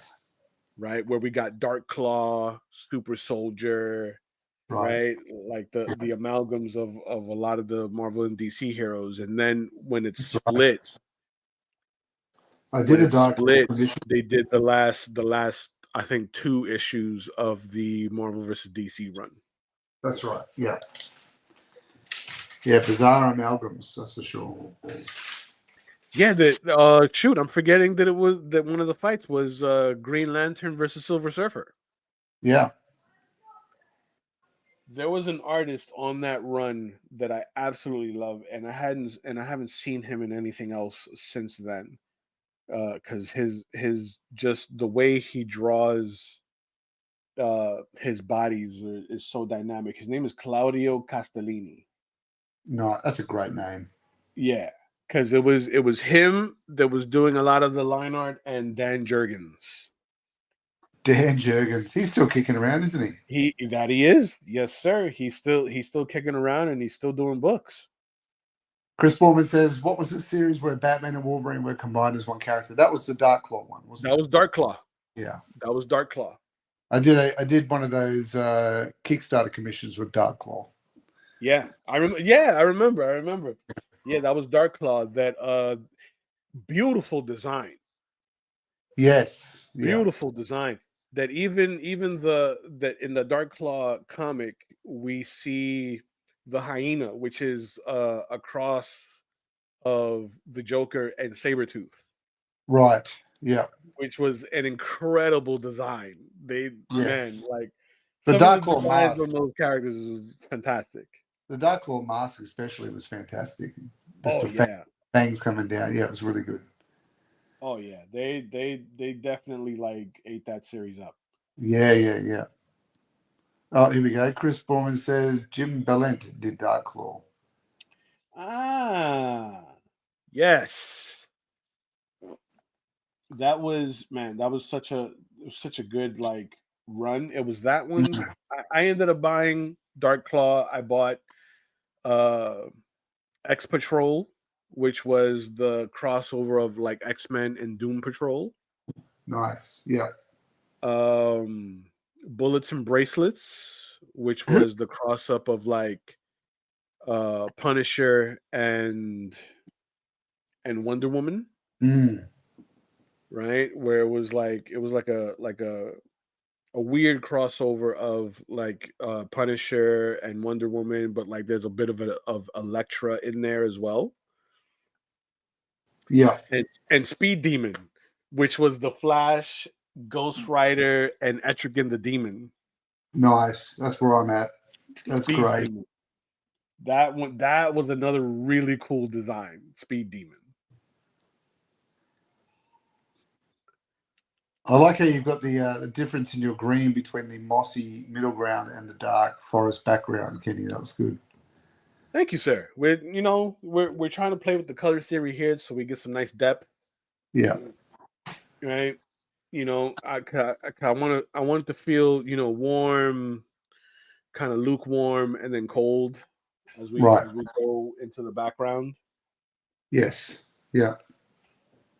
And I didn't want to lose my trunk here, Mm. so That worked out well.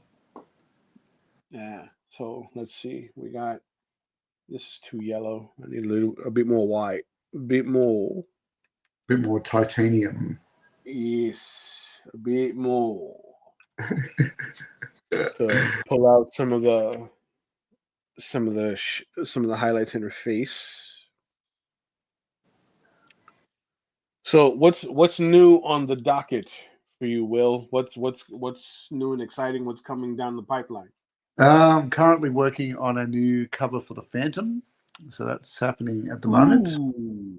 I couldn't tell you which issue it is, but it's probably once it's completed, it's due from me in April. So sorry, early March. So it's probably going to come out.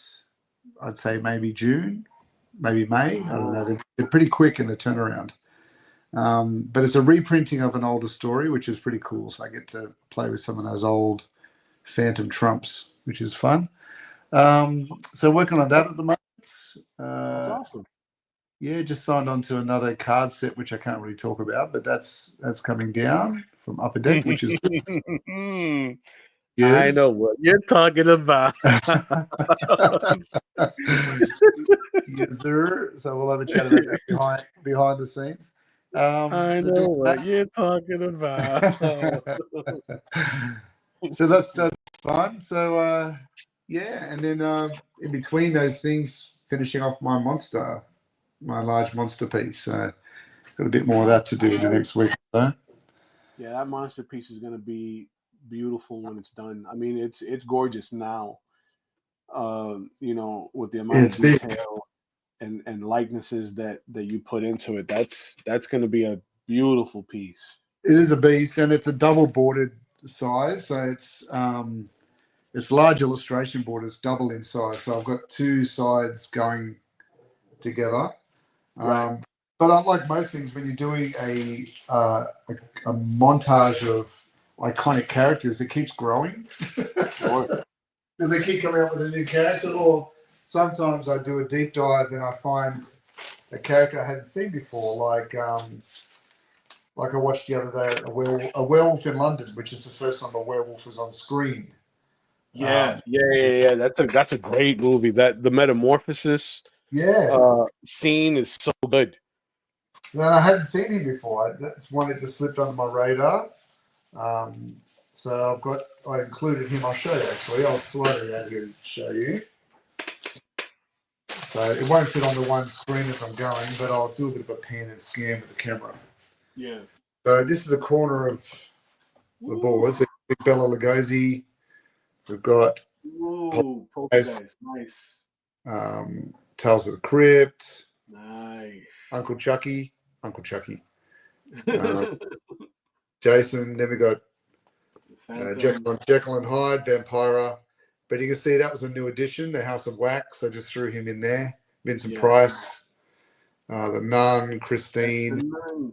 Little ones like Blair Witch, and is that what was that? Was that Christine? Yes, Christine the car. Yeah, Stephen King.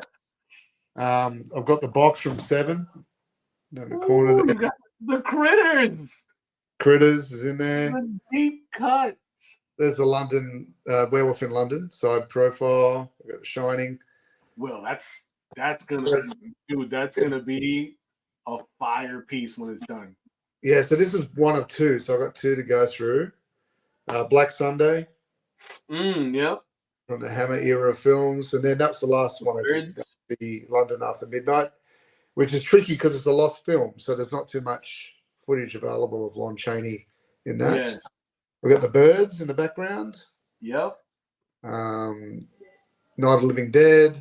I'm trying to squeeze this into the camera here, but we got Creepshow. Creepshow, yes.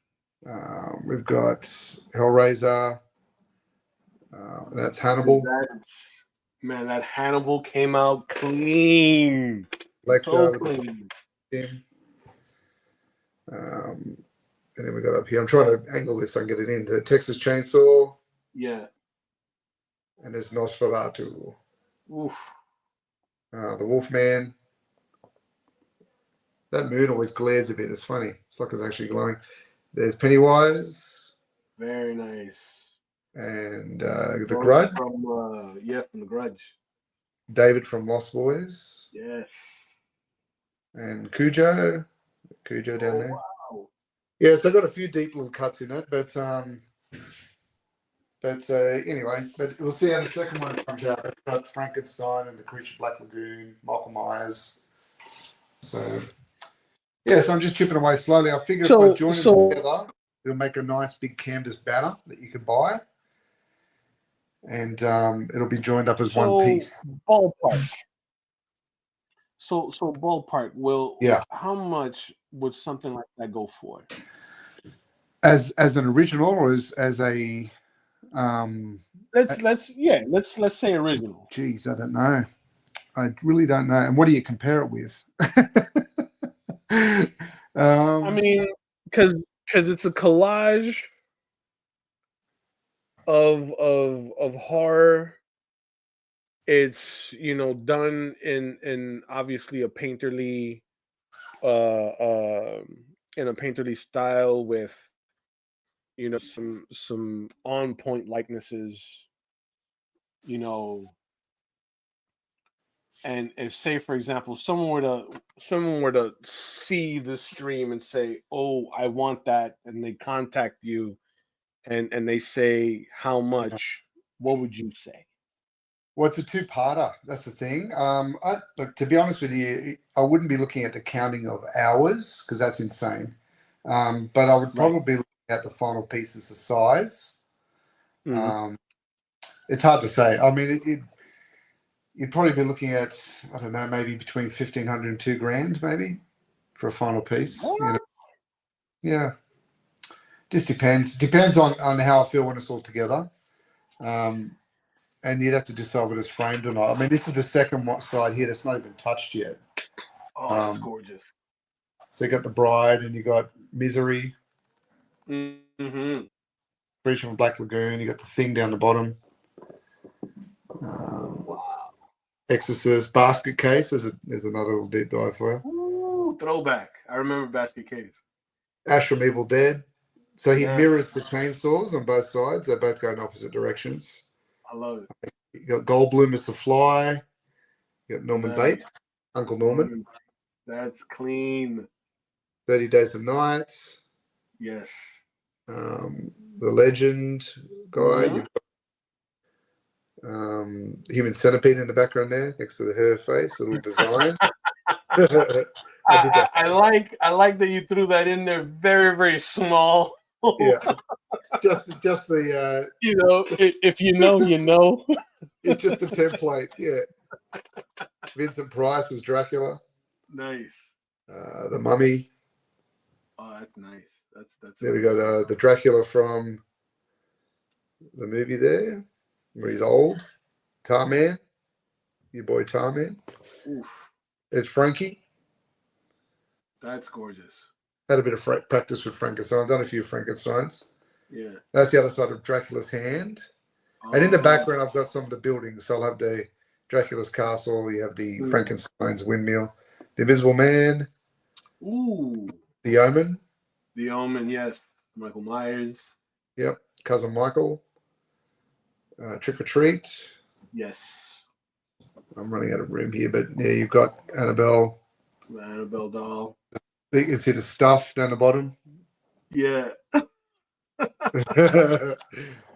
stuff. And there was the Reanimator. Reanimator, man, that's gorgeous. And the Ring down the bottom corner there. It's on a bit of a twist, so it's a bit distorted there, but there you go. So I'll probably add a bazillion more in there as I'm going, but you can see, I don't know if you can see that, Norma Bates' mother there underneath him. Yeah. Just in the corner here. And Jigsaw from Saw. That's gorgeous. Anyway, so it's probably going to be a life's work, I think, by the time I do it. No. Look, that's how it happened for me. I was doing this really large. I'm pretty sure I brought it up on past episodes. I was working on this really large Avengers piece. I wanted to do. I took on this personal challenge of like wanting to draw every character in the Marvel universe that was ever an Avenger. That's a big doings, right? Yeah, because it's like 160 some odd characters. It's nearly all of them. It's nearly every. That if you put it in perspective, everyone at some point, everyone in the Marvel universe at some point has been an Avenger at some point in their like superhero career, right? So in like a series of maybe 5 11 by 17 boards, I was able to fit an average of about 25 to 35 characters. Wow. Because just me taking on, I call it the George Perez challenge. Yes, right? You know what I'm saying? Trying to see how many characters I could fit into a frame, right? And I was able to go up to about 35 in some cases, right? Just being strategic with how you would play around with the composition, right? You had some people on the ground, you had some people in the background on little hills. Everyone that was like that could fly was airborne. You know what I mean? Yeah. I mean, I know the feeling. I did the same thing with the Hanna-Barbera one. Do you remember that one? Yes. That was a big deal, trying to squeeze everyone in, and it got really tight. but and it's usually those that like because I want to do another one. Yeah. I want to do another one. I think we talked about it. Yes. And because like I was working on it at a convention, and I think I was maybe 2 pages in. Yeah. And I was building the composition for how the two pages would connect. Right. So from page 1 to page 2, I think the connecting character was the Thing. Right. Okay. So I'm there and I'm rendering the Thing, and a guy comes up to my booth, and he kind of like stands off to the side so he can peer over my shoulder to see what I'm doing. Right. Yeah. And he goes, "Oh, that's cool. What is that?" Right? And I gave him the spiel. I was like, "Nah, I'm drawing everyone that's ever been an Avenger." Yeah. Right? And he goes, "Man, that sounds like it's going to be a big project." I'm like, "Yeah, I got a really long list." So I showed him the list. Yeah. You know, and I told him, I'm just going to line it up to where like all these like pages, connect into one big shot. And he goes, "Oh, so like how much you want for it?" And I go, I'm not really trying to sell it. It's something for me, Right. you know. He goes, "I mean, but like if you were to sell it, how much would you let it go for?" And I'll go, I don't know. All the monies. you It's know. hard, isn't it? When you hit on the spot like that, what do you Yeah. like today when you So, asked me, I really had no idea. so he No goes, idea. "Look, you're still working on it, right?" And he goes, "Yeah." So he tells me, "I'm interested. So what if I tell you what, let me give you a down payment right now. I want it. I don't care how long it'll take you to finish, but I can promise you that by the time you're done with it, it'll be paid off." Wow, okay. He's like, I do tons of these local conventions. I'll be seeing you again, and every time I see you, I'm gonna break you off a little more. Okay. And sure enough, I think it took me a year to knock out. Yeah, right. It took me a year, and it was just all black and white. Right? It took me a year to knock it out, and sure I enough, remember I remember seeing it. I think we were live streaming maybe at the beginning of that. I yes, remember. Yeah. yeah. It took me a year to knock out the whole like all 5 pages, and sure enough, by the time I was done with all five, he had paid it all off. Like I think by the time I got to like the end of the second page, and I Yeah. saw how much more I had to go, I gave him a definitive number, Yeah. and he was like, "No problem." Sold. And sure enough, every time he saw me at a con, he would give me 100 here, 200 there, 150, Yeah. until it was all completely paid up. Nice. Yeah, dude. Like that's why I'm saying, that piece, that horror piece that you're working on now, that's a big ticket item. It's a big one. It's a big one. And it's look, and to Chris's question there, he said, are those personal projects and commissions? It was something I did. I started it years ago just as a side thing. I was just doing it. I mean, I've got a Spider-Man one I'm working on too with all the villains, but it was just something I wanted to do, like something that rattled in my brain. And I've seen people do a few of those, all the icons of horror, but a Hmm. lot of them are the Photoshop like merging, and I wanted to do a painted piece, kind of like in the style of Basil Gogo's, that real kind of bright colors. Um, so yeah, so it was something I'd started way back. I mean, and I've been sort of recording the journey on YouTube as I go anyway, so you can find nearly all of the characters on there. I think some of the smaller ones, like um, like the gate. I did the gate down the bottom. You can't see it because it was Ooh, the down. gate. I can only Man, you're hitting me in the feels now. I can only show you sideways because it won't fit on the camera. But there's the gate. Yes, the little monsters from the gate. The minions, yeah, they're Oh underneath Hannibal man, Lecter. I remember that movie. It freaked me the hell out every time I would see a hole in the Yeah, ground. Now. The gate. the little guys on the gate, but and they were really cool because they were stop motion, little stop motion animated Yeah, guys. that scene where like they were chasing the kid in the house, and he Yes, closes the door and they on one break of the up, minions' arms, and it breaks up into little worms. tiny, and they go under the door. Yeah, Dude. and they Oh bit that they man. bit the neighbor's kid in the hole in the backyard. Remember they bit him in the Yes. leg. Yeah. Yes. Oh man. So anyway, so it was really something I just wanted to do, because I feel like, and some of them I've sort of been evolving as, like I told you, some of the characters are added in, but some of them have been new characters. Like I've got to put in the new Thanksgiving movie that's come out, and True. and I've got in, some of the other, um, some of the other horrors that have just come out that have sort of been iconic, or they're going to be iconic. So I kind of just slide them in as well. But it's just been fun, and turning some of black and white horror to color has always been exciting, like the Nosferatu and London After Midnight. That's right. That's right. So it's been good. Yeah. But yeah, so it's kind of Man, just a bit of a side project. But I'm keen to wrap it up, so I kind of want to power through it and get it done this year. that's something that you got to think about, though, Will, because that's a big ticket item. That's a big boy. And look, It's huge.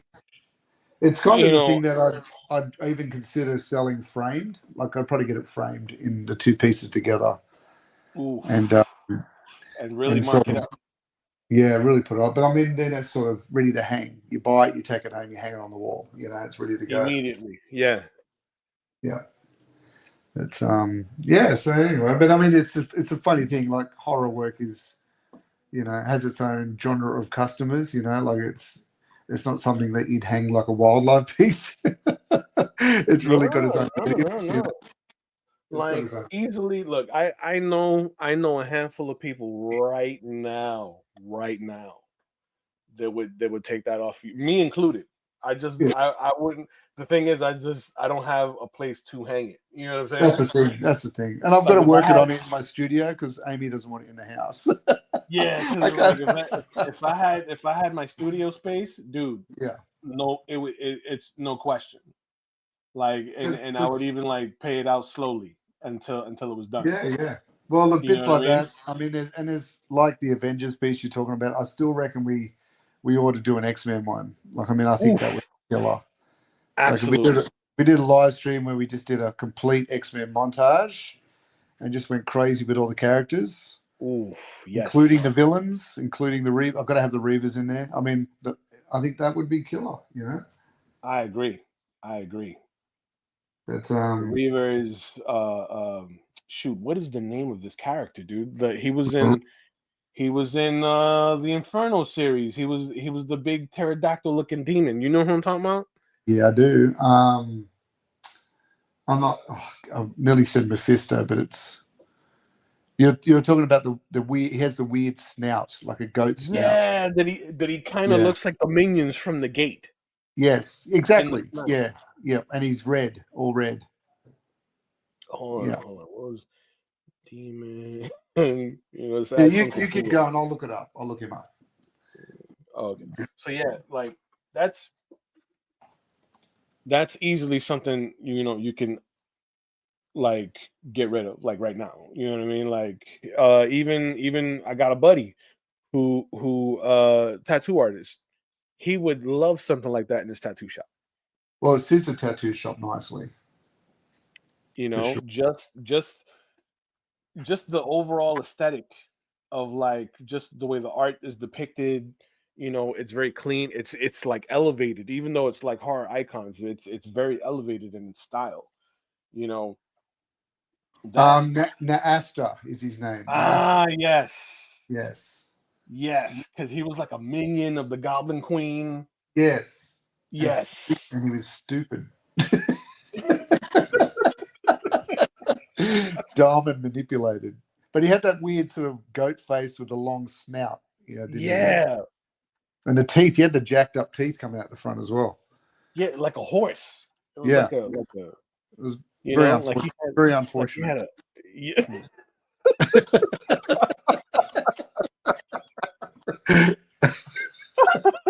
He said it was unfortunate. Got a very unfortunate head. Not tolerated in certain circles.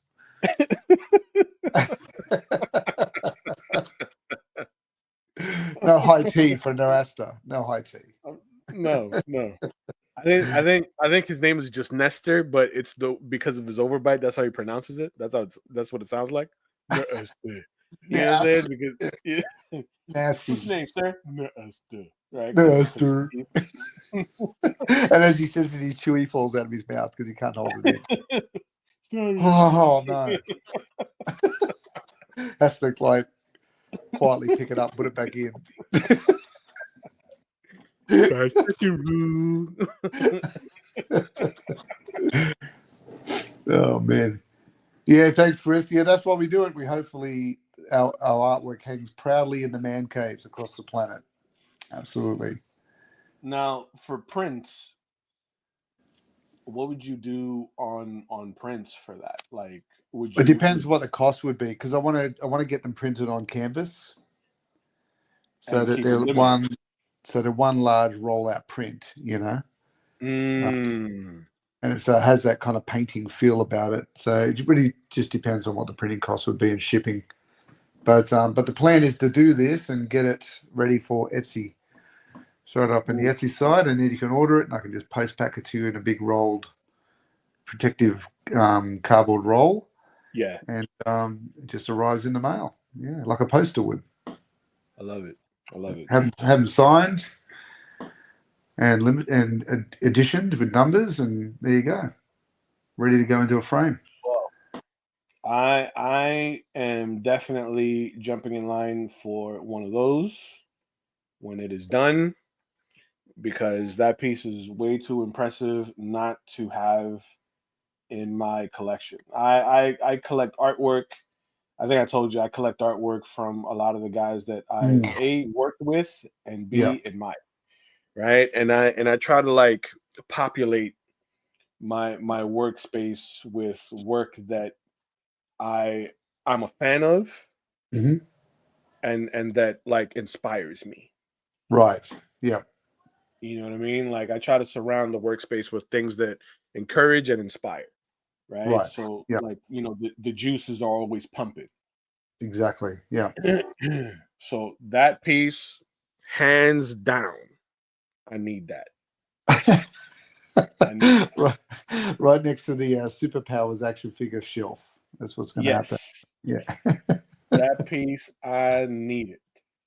So when that is done, even if it's a print, I'll even take a canvas print of that, and display that proudly when the man cave is up and running, It's up and rolling.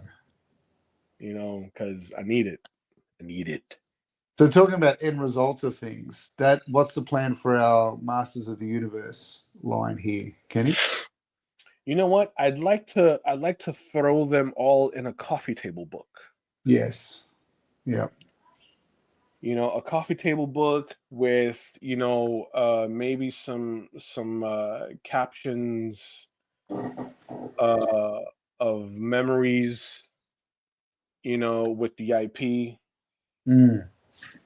or some of the experiences that we had creating the works. We can talk about in obviously in the book itself. We can talk about some of the funny conversations that we had on the streams. Some of the you new know terminology for equipment, yeah, yeah. you like know like like flesh amulets, the flamulets, yes, the corn cob the sword, new merman, the, the handbrake the sword. handbrake handle on the action figure swords, the handbrake. See, we got a customer already. John Cook is on board. I'd forgotten about the handbrake. John Cook is on board. He gets it. He's there. He's lining up. What Yeah, about the endangered species for the fur that they use for the underwear that you never see in the cartoon? that's true. That's true. You know what? I'd be keen to even include like a rough sketch of what Mm. I think the animal looks like. Of what they use. A little orthographic sketch of the You creature. know what I mean? I'm with you. Of what I think the animal looks like. Yes. That is now an Eternian endangered species. I think we even talked about like with Man at Arms, or like, what's the deal with the outfit? Because he's Yeah, got a jumpsuit it's under like the he didn't know armor. what direction to go in. It's a jumpsuit, but it's also like very primitive, but there's tech. You know It's what I'm tech. saying? Like And the pick a weight. lane. I can't imagine the weight of that thing. Like that's Yeah, heavy. That's heavy.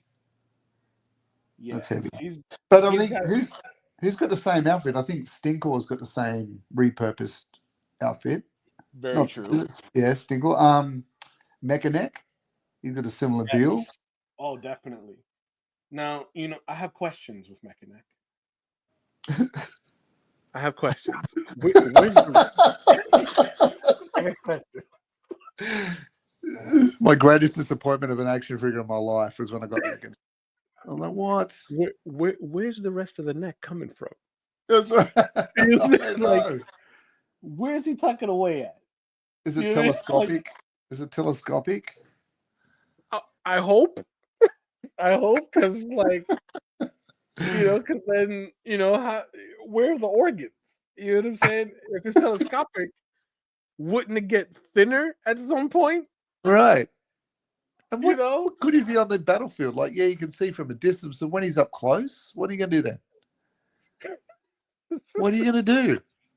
nothing. You forever sit on the hill just watching, like He's on the hill. I see you. just, I just see like, you.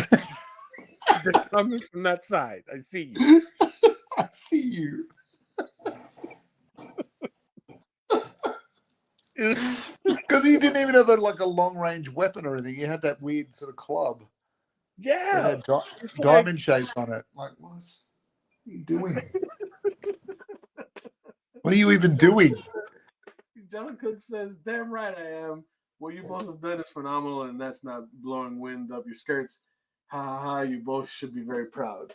How do you know I'm wearing a skirt, John? I'm kidding. I was going to say the same thing. Like, I know it's and Kenny and I are the type of people, we don't ring each other before the show. It just happens. We are wearing skirts. We always appreciate a nice breeze. A nice breeze. But thank you, John. We appreciate that and the support. We really do. Absolutely, dude. Absolutely. So yeah, all of what we're doing here with the Masters of the Universe is current. Well, you have a couple paintings that you haven't posted up yet, right? Well, that's right. I've got to finish Skeletor. Okay. So, that's right. That's right. Because he ended up bigger than Ben-Hur. Like, he ended up quite a large piece of me, and because I'd include a lot of the Castle Grayskull behind him, and there was explosions, and it was under, so I had a bit to do. So all the background had been completed. Most of his foreground had been base coated, but I just had to do the final pass. Yeah, I got you. But much like you're doing now, is that final pass on Teela. That's where I was at. Yeah. But probably the only one. The others are all done. Like, it's only Skeletor. Okay. Yeah. Yeah. So all of the other works that I've done for this art challenge are up on the Etsy store right now. Yes. This one, as soon as I'm done with it, I'm just gonna give it some small little touches, just for the sake of cleanup.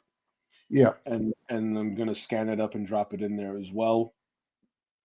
But ultimately, for sure, I'd love to do a nice coffee table book.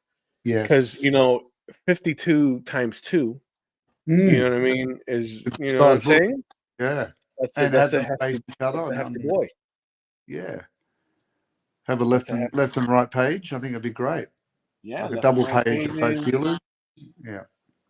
With some notes from the artist on each page respectively, just little tidbits, so it feels like it's a conversation, right? As the reader goes through the book, and we can even include some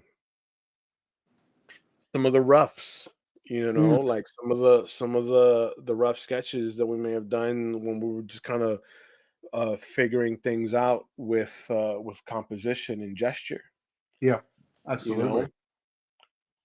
So that it feels very like organic, right? So it feels like lived in. A little bit of concept art in there. Absolutely. Because I've noticed in a lot of the shows that I do, shows meaning conventions,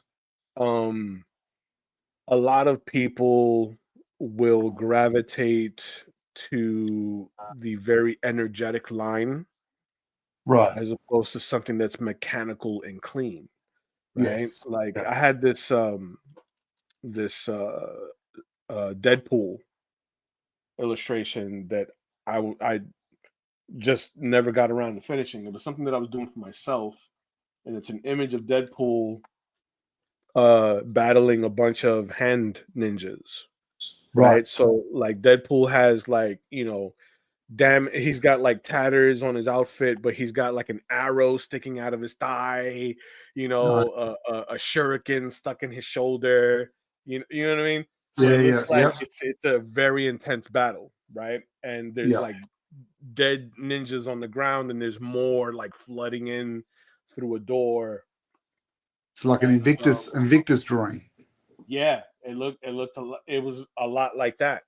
Yeah. So I did this pop-up event in December in downtown Miami in Wynwood in the art district. And there was this couple that walked up to my table, and they're looking through my portfolio. So obviously, you know I don't expect the originals to really move, simply because those are big ticket items. And conventions are a bit like that sometimes. Sometimes you sell the books, you sell the prints. Right. You And know. for the record, this wasn't necessarily a convention. This was a pop-up. I was Yeah, outdoors at a restaurant, yeah, so it was less likely that that I yeah, would have yeah. expected to move an original at that event. Sure enough, this couple walks up to the table, and they're thumbing through my portfolio, and she stops at the Deadpool, and she's like, "Man, I really like this." I was like, "Well, as you can tell, it's unfinished, but I'll let it go for this amount of money, right?" And she goes, "Oh, okay." And then she took that. She took like another original. You know what I'm saying? Yeah. And it was like a published cover piece. And she's like, so I asked her, I'm like, "Look, this is unfinished." And just me, like my conscience, I was like, I don't want to let this go to you undone. Right. Because like I had at least another maybe 4 hours worth of inking to do on that piece for it to be complete. And Mm. she was like, "No, I kind of like it like this. I like it half done."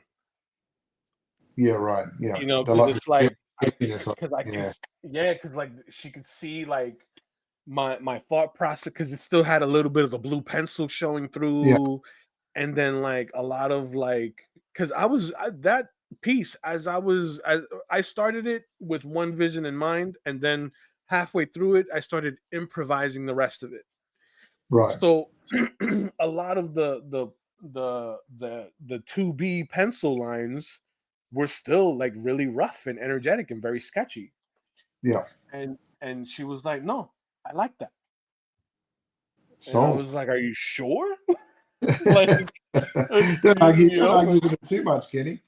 because just because you know what I mean. Like, it's not a common occurrence. Yeah. Yeah. I've sold originals before, but those originals were cleaner. Those were done. You know what Yeah. I mean? Some people prefer the studies of something. Um, Yeah, I've sold pieces in the past where I've done maybe a page of, it was when I was doing wildlife, majority Mm, wildlife artworks, and I'd done a whole bunch of sketching studies of the movement of a wolf, and I had mm. maybe 6 or 7, from running to leaping to sleeping to growling to playing, Right. rolling over, all that kind of stuff. And someone bought that instead of buying the finished art. They just Look at preferred that. the studies, you know. Yeah, it's interesting. And I saw at another event, one of my colleagues, Juan Navarro, shout out to him. He's Fuacata on all social platforms. FWA. What is it? FWACATA.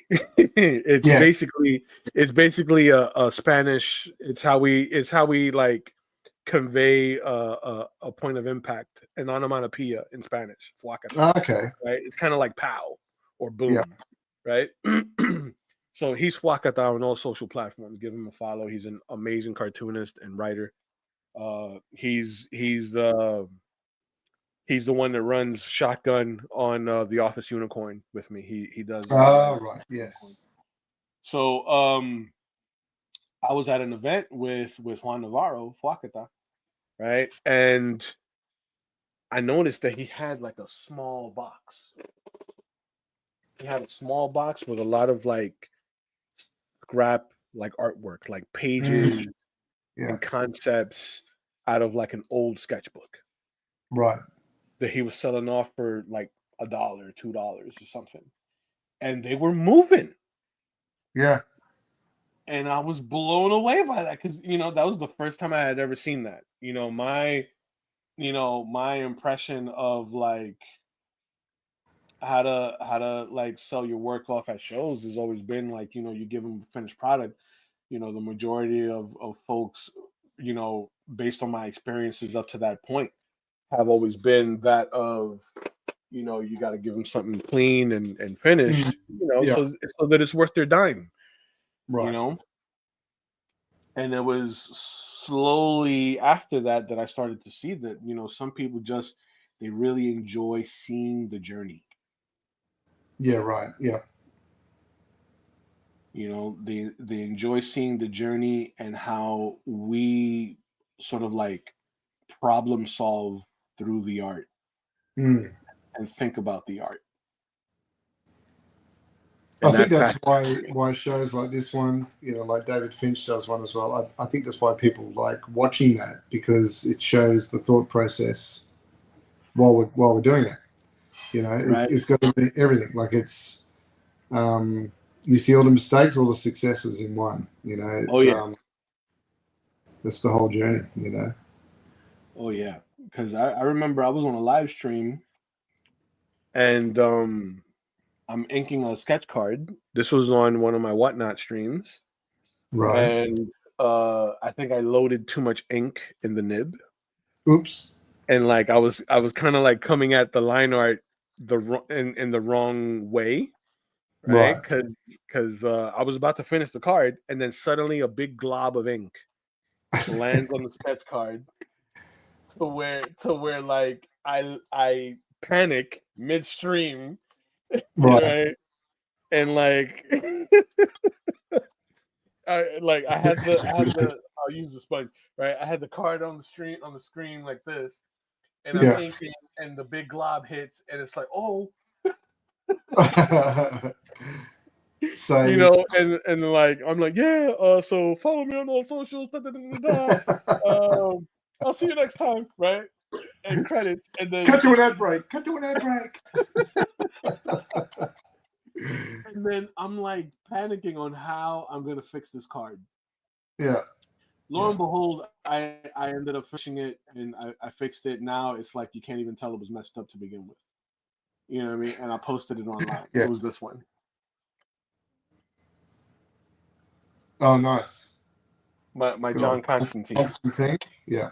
Very cool. So what happened was I was inking the feathering in the hair, and a glob of ink covered this whole section of his face.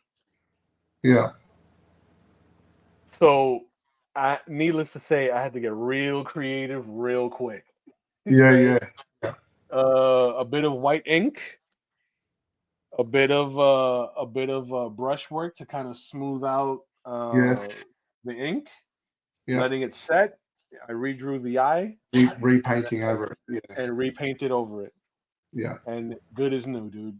Good as new. I mean, that is a bit of a reverse hack, especially with watercolor or gouache. You can always put a bit of white gouache down and then let it settle for at least a few days, and then go back in and that's it. And repaint those fingers or that eye, or especially the eye sometimes, or sometimes we slip and a nostril disappears. Especially when you're working on such small levels. I mean, you can see the size of Kenny's brush. Like, how small does he have to work for those eyes and nostrils and lips, and dare I say teeth? I mean, it becomes very, very small, especially on those trading card level. Like, I was doing the last Star Wars set, and I did a few droids. Going there and putting all the little bolts in there, the tiny little glow effects on 3PO's eyes. I mean, it gets very tricky all the time. That it does. That it does.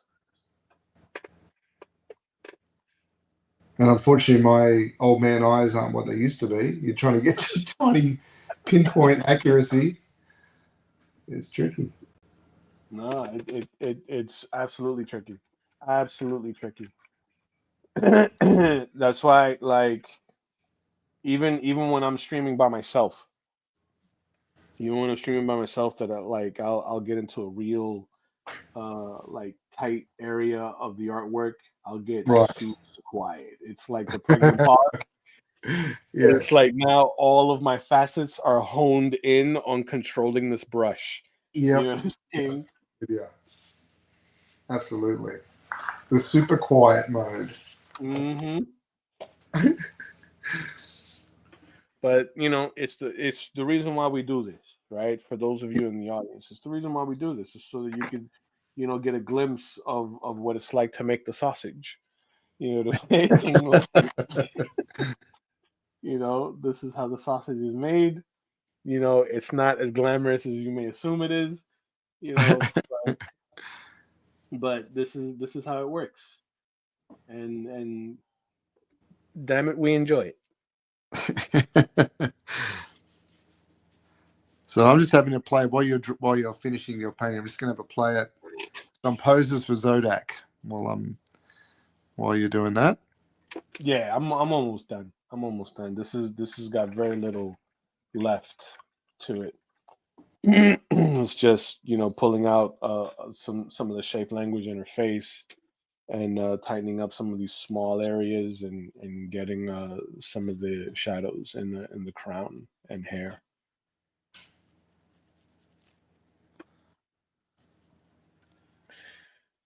The crown and the hair. Yeah. And then I don't think we've got far, and then we've got Evil Lyn coming up. So the sorceress. Yes. Well, after Zodak, we've got, Evil Lyn's after Zodak, and then Faker, Okay. Manny Faces, Ram Man, Trapjaw, and Triclops. So we've got a good run. That's no, that's a pretty good lineup. Now, listen, Kenny, listen, we need to talk about this. Ram Man, Yes. what's going on with that suit? Your He's guess is good. he's welded into the suit. There's a lot of questions I have. Like, what if water gets into the front part of the mask and builds? Like, what if he Yes. falls in water and like it all goes in and you can't get it out? Like, it's going to smell Well, bad. I mean, does he eventually drink the water? Does he drown? Like, Yeah, like, you what know, about the smell? The smell. Can we just talk about the smell? you know, I mean,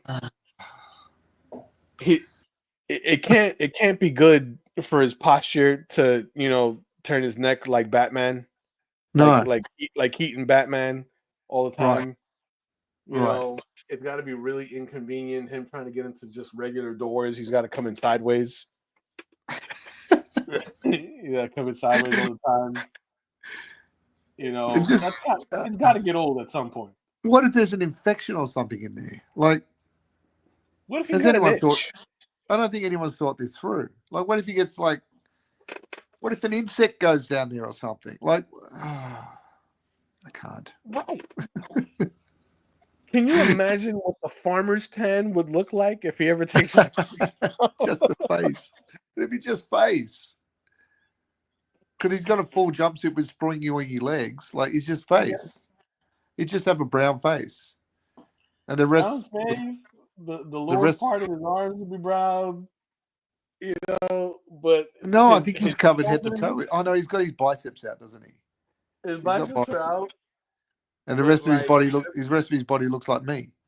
yeah, he's gonna have like a Mr. Terrific T on his face. It's Reverse Mr. a Terrific. reverse Mr. Terrific T on his face.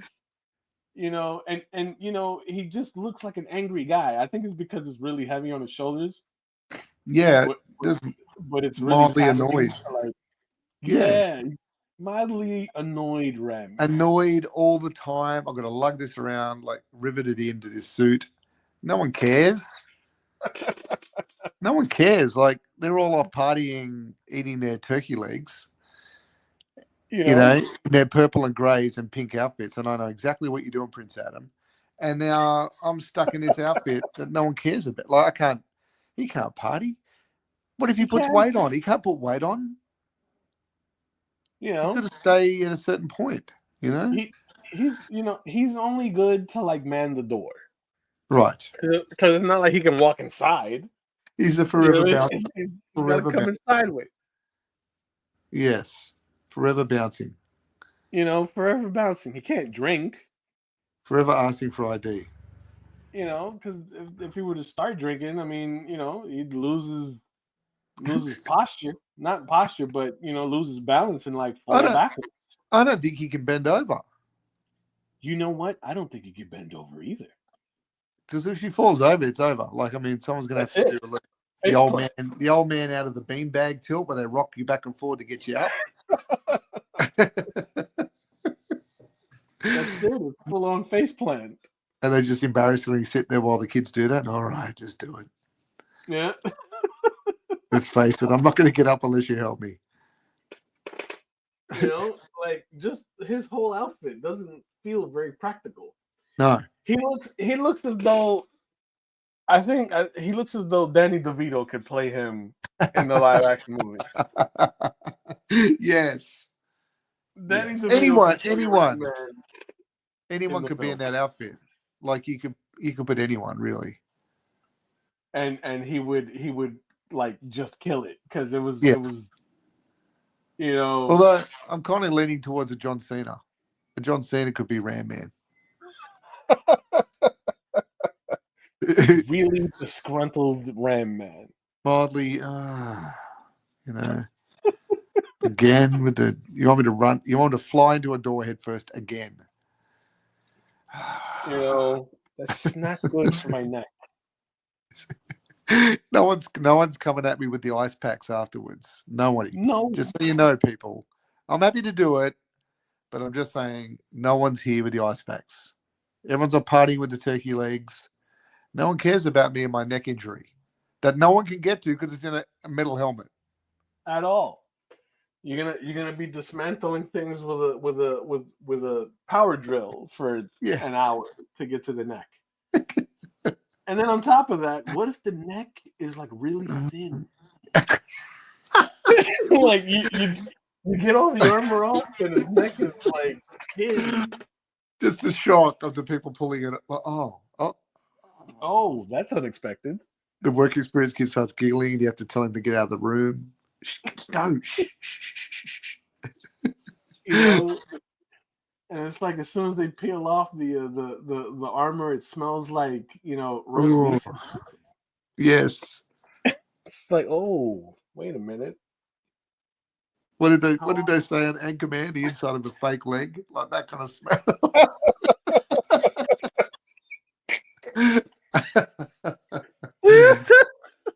This son of a fake leg. Yeah.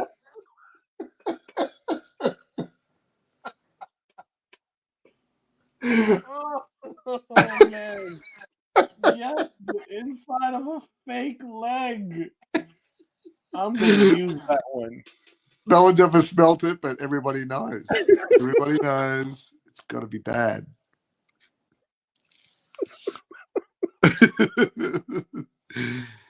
Oh man! Oh, that's great. The inside of a fake leg. I'm using that this week. Do it. Oh, that's great. Do you know what would be another good montage would be like all of the Thundercats like you did, but with every villain involved as well. Oh yeah. Right? Just like the one you did, like, but with all the villains in it and every vehicle. And like all the side characters, like all the like guest characters that popped up. Yeah. Yes. Yeah. That would be a fun one. Because there were two side characters that I really, really liked. And I really liked their design. There was the samurai Bishamon. Right. I think his name was. There he got into the duel with Lion-O in the forest. That's right. Yep. And the space cop that had the bike and the RoboCop helmet. Yep. The blonde. So you're going more the later series, would you say? Yeah. Like and even the traveling swords maker, with the rabbit ears. Oh, true. Yes. Yes. That was a Yes. great episode where he had the man who had all the swords on his back on the shield, where he'd kill Yeah. people and taken the swords. That was great. Remember the little rabbit dude that would just float around, didn't care. He's kind of like a bit of a hippie. He Yeah. was stuck. He was stuck on the fence when they found him. He's blowing in the Mm-hmm. wind. You know. Do you want us to help you down? No, either way, I don't care. Whatever, And the Robears. Yeah, the robears. Yep. The elephant, almost they were like Hindu elephant creatures. Yes. They were Yes. cool. There was that show had some really good characters. Really Yes. good character Do you remember design. the episode that had those tiny little creatures and they would age super quick? Each time he turned up, Lino didn't recognize him. He was like, "Oh, I think it was Lino." He's like, "Oh, who's this?" And then he realized it's the same little character. They're like little wood creatures, wood elves or wood nymphs or Oh, something. like little sprites. Yeah, they were like that. And they just aged super Mm, quick. So by the time he'd made it through the forest, little guy died of old age. wow. Yeah. Wow. I'm going to find the episode now while you're finishing Teela. I gotta look for that. Because in here in the States, if like the episode of a cartoon show was like too dark, Yeah. they wouldn't even air it. Oh, really? They wouldn't even air it if it was too dark. That they were I was watching this anime Tekkaman Blade, Right. right? Because it was like at the birth of like my love for mecha in Right. anime, Yeah.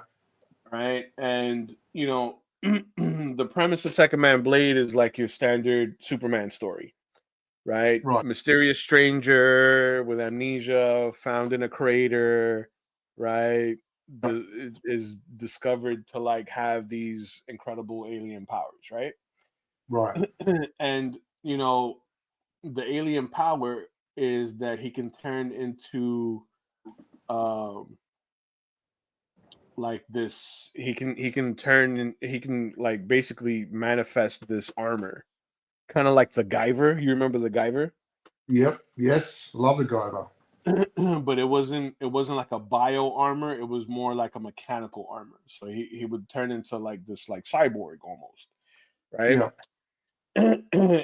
And the alien entity that uh gave him these abilities took him and his family and made them minions of like this army that he was like amassing to take over Earth. Yeah. So Tekkaman Blade himself, his the main character's name is Blade. He lands on Earth after an intense battle in space, but upon landing, he loses the evil intent that was programmed into him when he got the powers.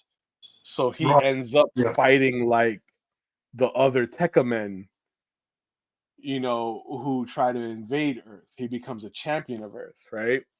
Yeah. And in that, he ends up fighting his twin brother and his younger sister. Right. Okay. So there was this one episode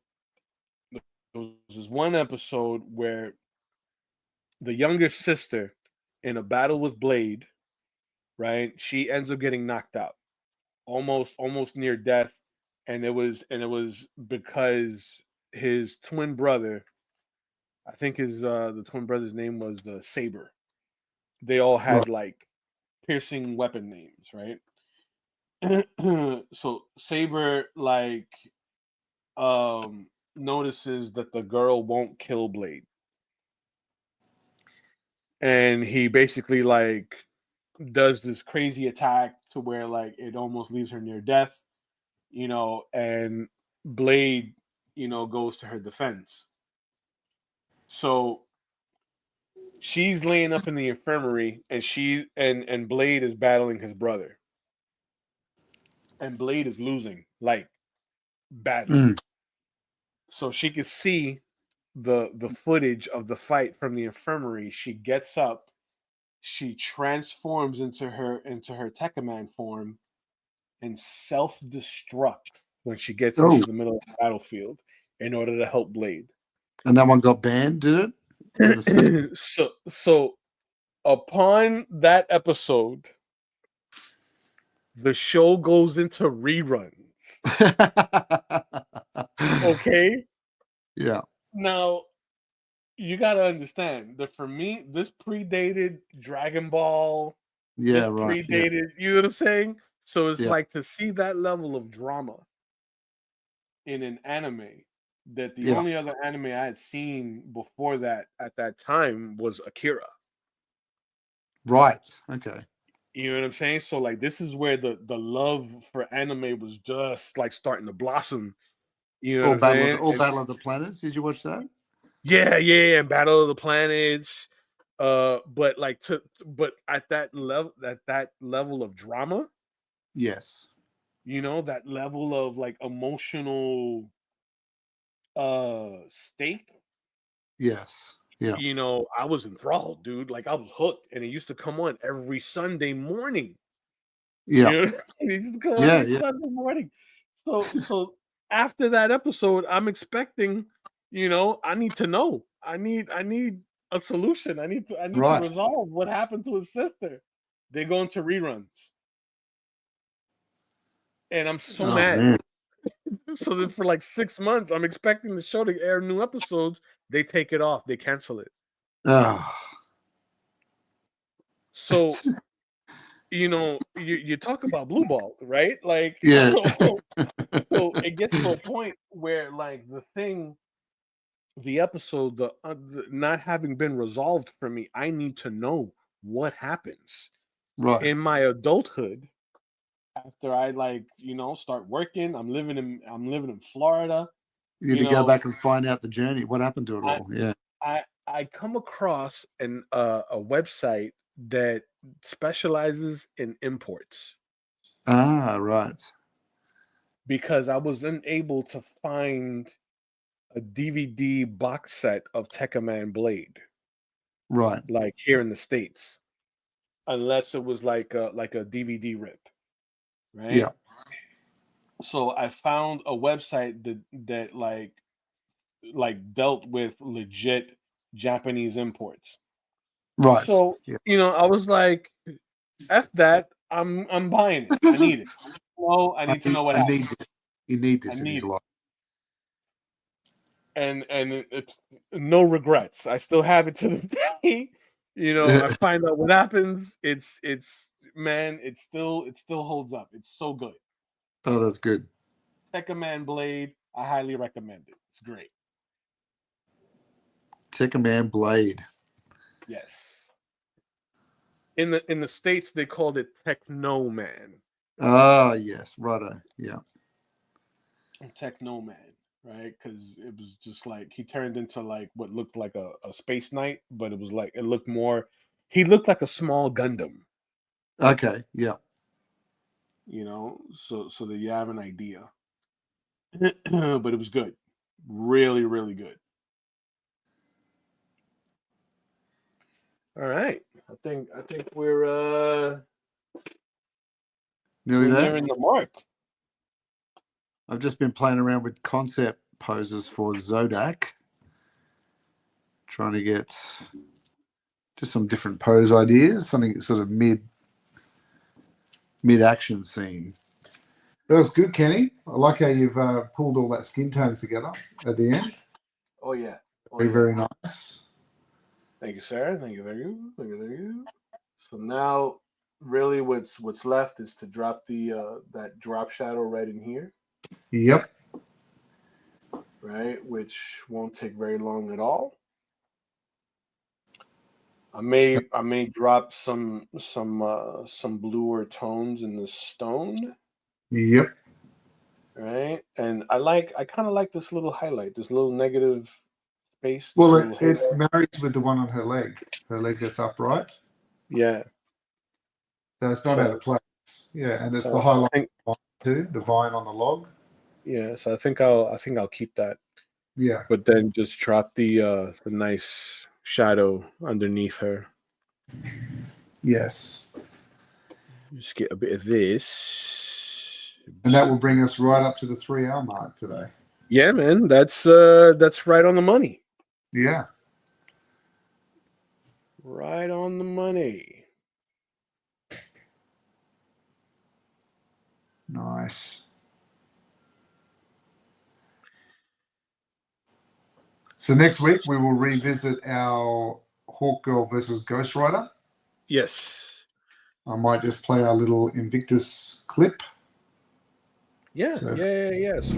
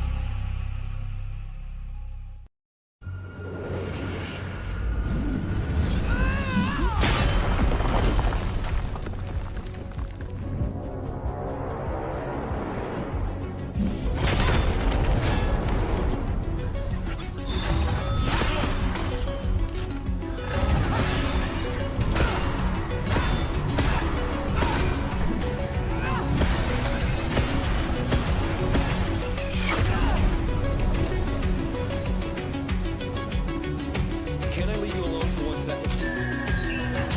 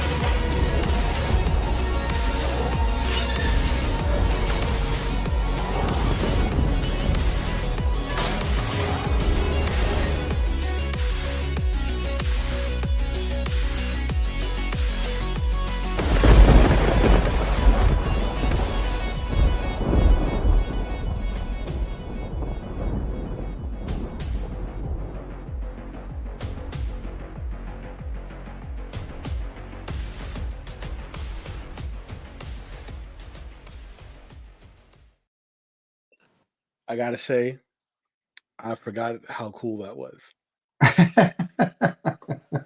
round one of Invictus. That man, that's pretty darn cool. So same as we do with the Masters Universe. Each second week, we'll do a challenge of the Invictus, and but the rules are, and this is where I break the rules, and I've got to adjust my own flow to that. Is that it's post battle, so it's got to be something where we have the characters after the event. So I have to readjust my Hawk Girl to after an event. Your Ghost Rider works perfectly, but my Hawk Girl did not. So I have to recalibrate that to what we're doing, which sometimes happens. It happens. Thanks, John Cook. Great job, lads. As awesome as always. Thank you so much. We appreciate your support. Yeah, You so got for everyone to kind of get refreshed, right? This is what I did with Ghost Rider, right?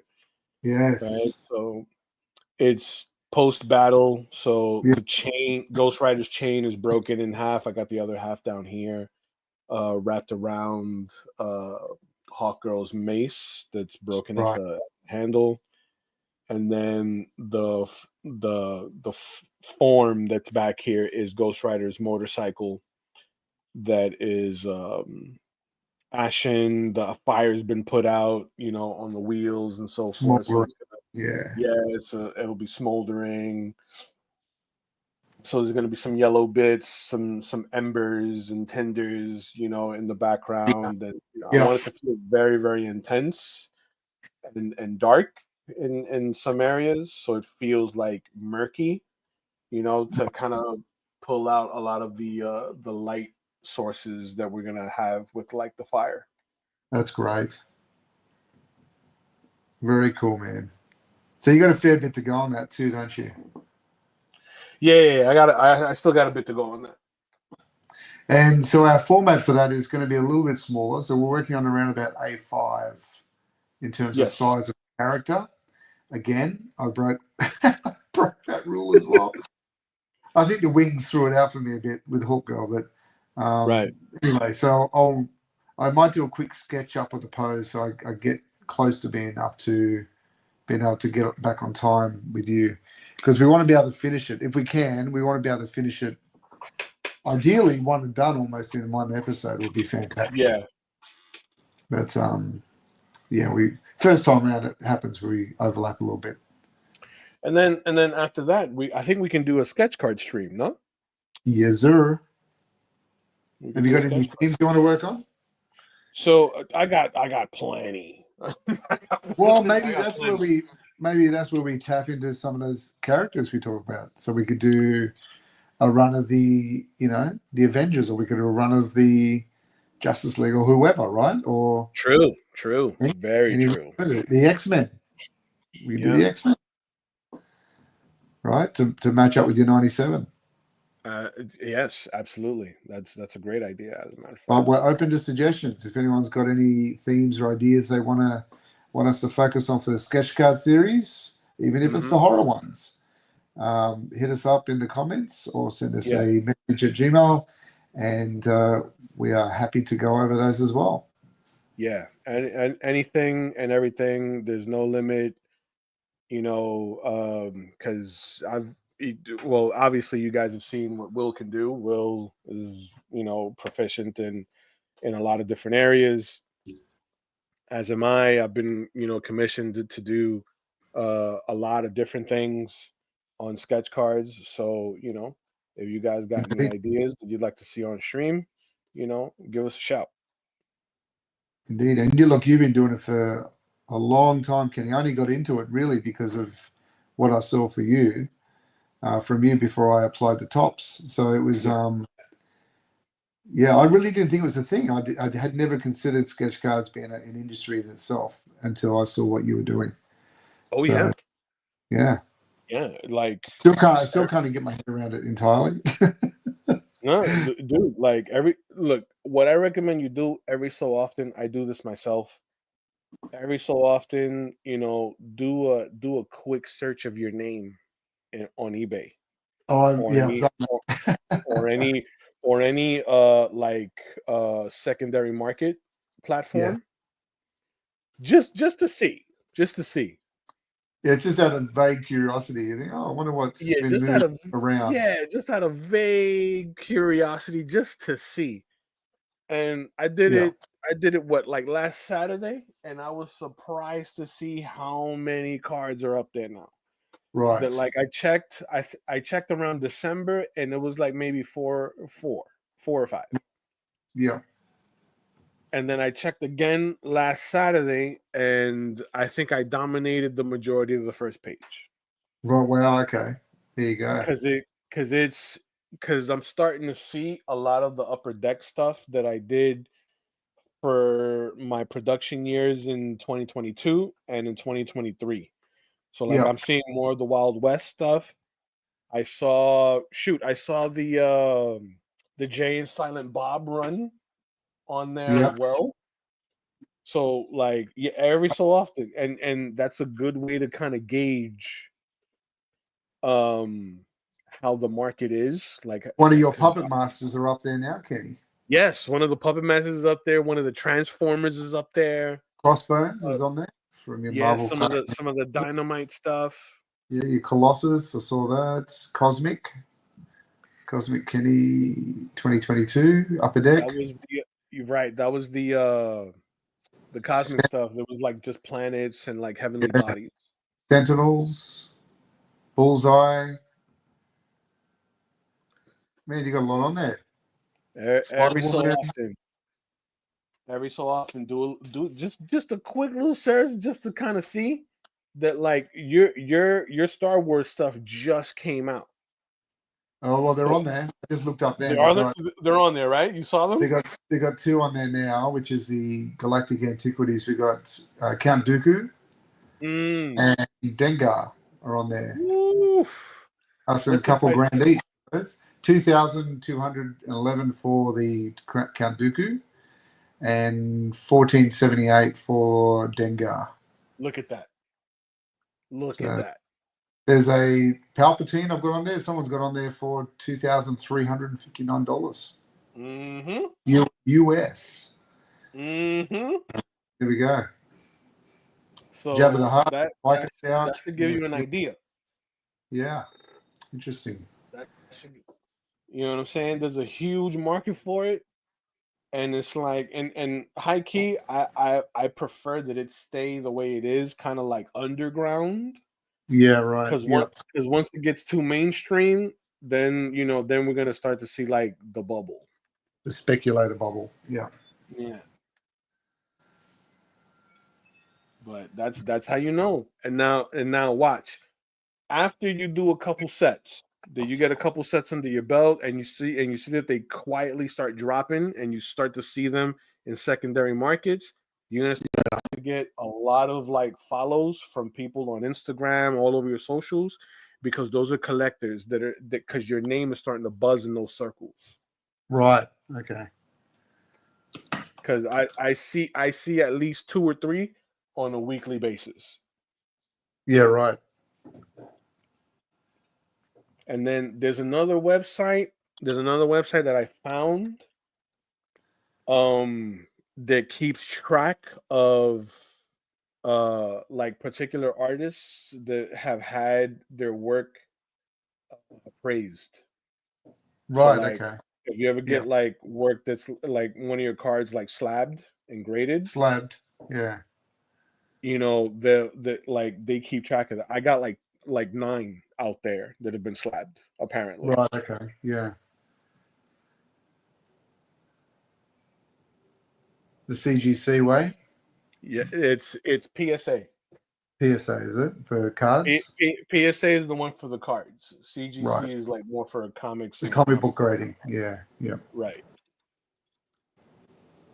And then there's another one where like um and I found their Instagram account. It's one where when they slab the card, there's a QR code that they generate on the top of the slab that Right.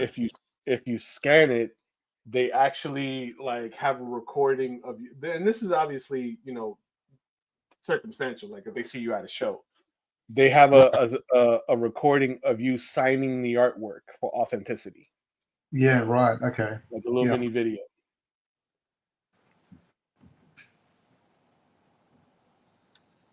How are we going over there, Kenny? We're nearly there. Oh, I'm almost done. I just want to hit Good. the staff Yes. with a little bit of a drop shadow, and we're good. Nice one. This one came out really, really nice. I'm actually very, very proud of this one. I feel like this came out much better than my Stratos. Stratus was good though, man. You did a good Stratos job. was good. And you did some lighting techniques I loved. On the wings. And thank you. I mean, the thing with Stratos is because a lot of, and I'm pretty sure like this is normal, right? Like the thing is that because I was trying a lot of new stuff with Stratos that I'm not like accustomed to doing in most of my work. Yeah. It didn't read as quite as good as I would like it to have. Right. Yeah. But it's still passable. It's just I do like it. We chose different Teela weaponry too. That's cool. Well, yeah, to kind of mix it up, right? Yeah. Because every character that I've rendered up to this point has had just the one weapon in hand. Right. Oh, Well, the corn sword. except for He-Man.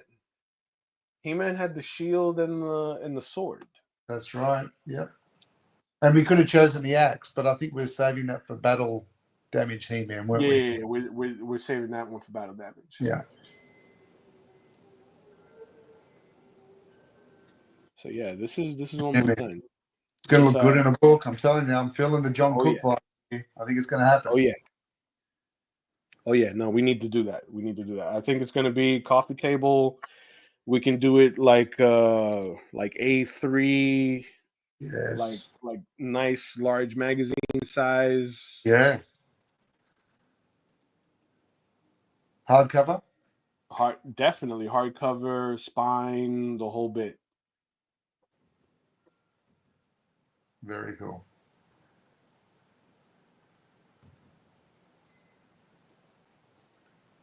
Let's get some of this navy blue in here.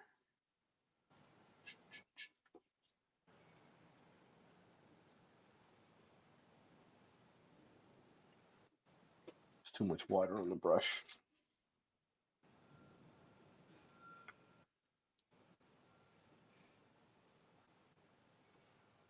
There we go. It's a bit better. Could be a bit darker though.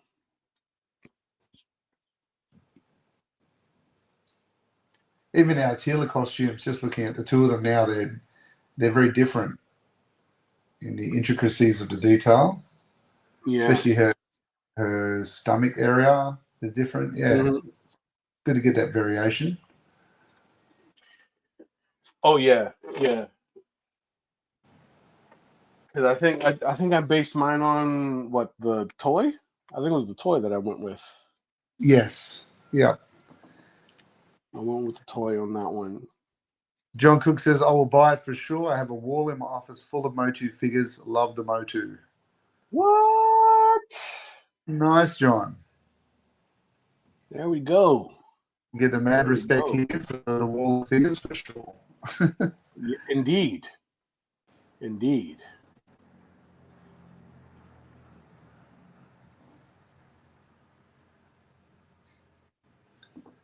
Nice one. That's good. Sorry, I'm just doing running commentary while you're painting there, Kenny. No, no, you're good. You're good. You're good. So as long as you get right. Yeah. So as you get real close on the mic and you go, yeah, just like that. Yeah, just like that. Just like that. Just with the brush. Just with the brush. It's all Slow right. down. Slow down. Don't rush it. Don't rush it. Neither of us want to rush.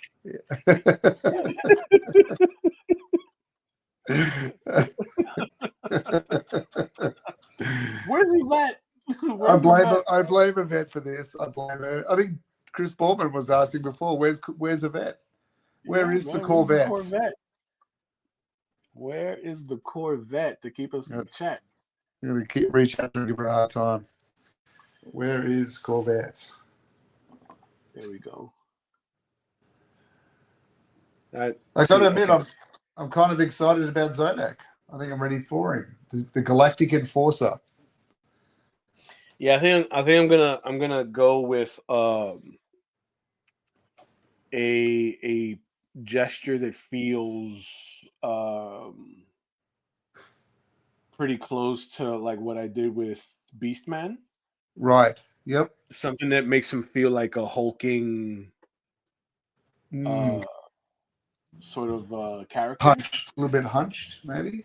Yeah, a little bit hunched, right? So we could get some of the bends and folds and the muscle tone. Nice. You know, something that feels kind of primal, but not. Yeah. So, to give the inclination of like a powerhouse kind of deal. Yep.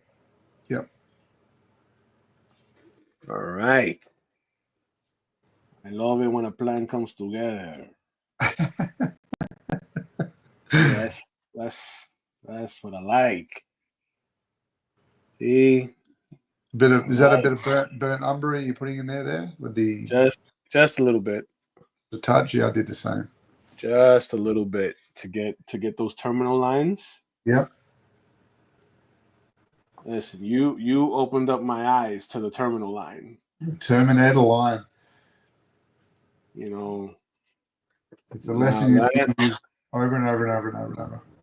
oh yeah. There we go. Just pack a little bit into this little crevasse.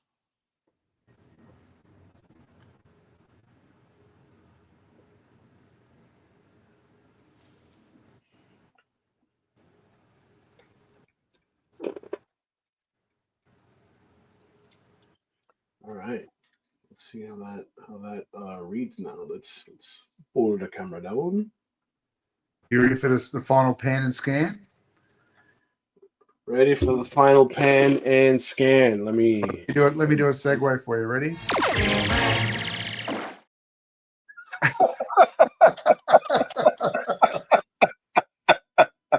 Never gets old. No, it doesn't. This is what you can expect. Here, John. This is what you can expect, John. All right. A lot of nerdy shenanigans. You know, if you shenan once, you're bound to shenan again. Let me remove the camera here, right, so we can pick this up. So really, the only thing that's left to do on this is just kind of erase a lot of my ghost pencil lines. Yes. Oh, look at that. But here she is, right? See, like the chunkiness in the rocks. Nice. We got a nice subtle shadow there on the ground. Bring it in close, Kenny, as you do your little pan down or pan up. Right. That's good. Soft. We get some nice lighting, right? That lighting you put on that thigh there looks fantastic. On this really, one, yeah? really, yeah, really good, man. I'm very proud of how that turned out. I was freaking out. Like, I was very curious how you're going to pull that together, but you did. It was really good. I was freaking out high key on how that was going to turn out. There was a lot of purple in there. It was. I was thinking, how's he going to do this? Or maybe he's tinting it for like a shady forest, but no, you won it back, dude. It looks fantastic. Yeah, thank you. So really, it's just erasing a lot of my ghost pencil lines that that are still kind of there, and then maybe I may hit some areas with like some white ink. Yep. Just for that, like that nice stark like pop of white, like right here. Yes. Real quick, maybe along the belt, hit there. But yeah. You let it settle for a week. The white gouache, you do the same if you do it thick. Like I did so there.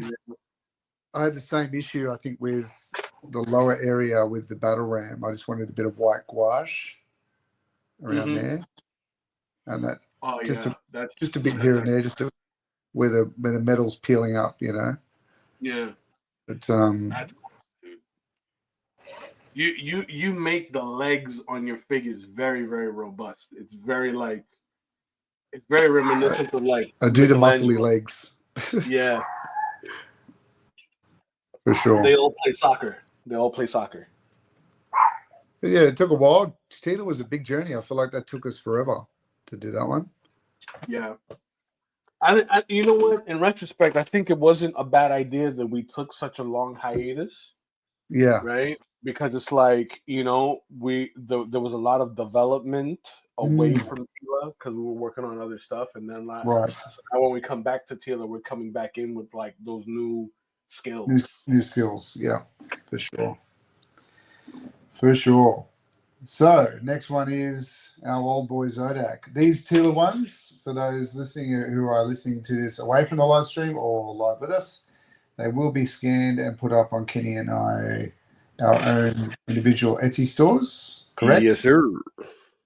And I don't know, I'll put it up one more time. There we go. So that's where you can find us. Thanks for doing that artwork, Kenny. It was good. My pleasure. And they'll be there available. So very good. I think that's a wrap for us this week. Next week will obviously be back to Invictus, where we tackle the last of the Hook Girl Ghost Rider run. So please join us for that. And then we'll make a decision whether we're going to do our sketch card episode or return with Zodak. So either way, we'll be shifting the gears up every few episodes, which will be interesting. Yeah, to keep it fresh. Keep the blood pumping. Thanks for joining us, everyone. We always appreciate everyone that joins us for this time. And yes, it is a big 3.5 hour journey today. But we always appreciate you along for the ride, because it certainly makes for the engagement interesting, and it keeps us kicking on with encouragement. So Kenny and I really appreciate that. Absolutely. Any last messages for the week, Kenny? Just be sure to like and sub to the channel. It helps us out a great deal. Follow us on all social platforms. The Instagram handles and platform handles are on the bottom of your screen. And tune in to me here on YouTube. That's right. Every Monday at 7 p.m. Eastern, where I do the Lead Poison live stream.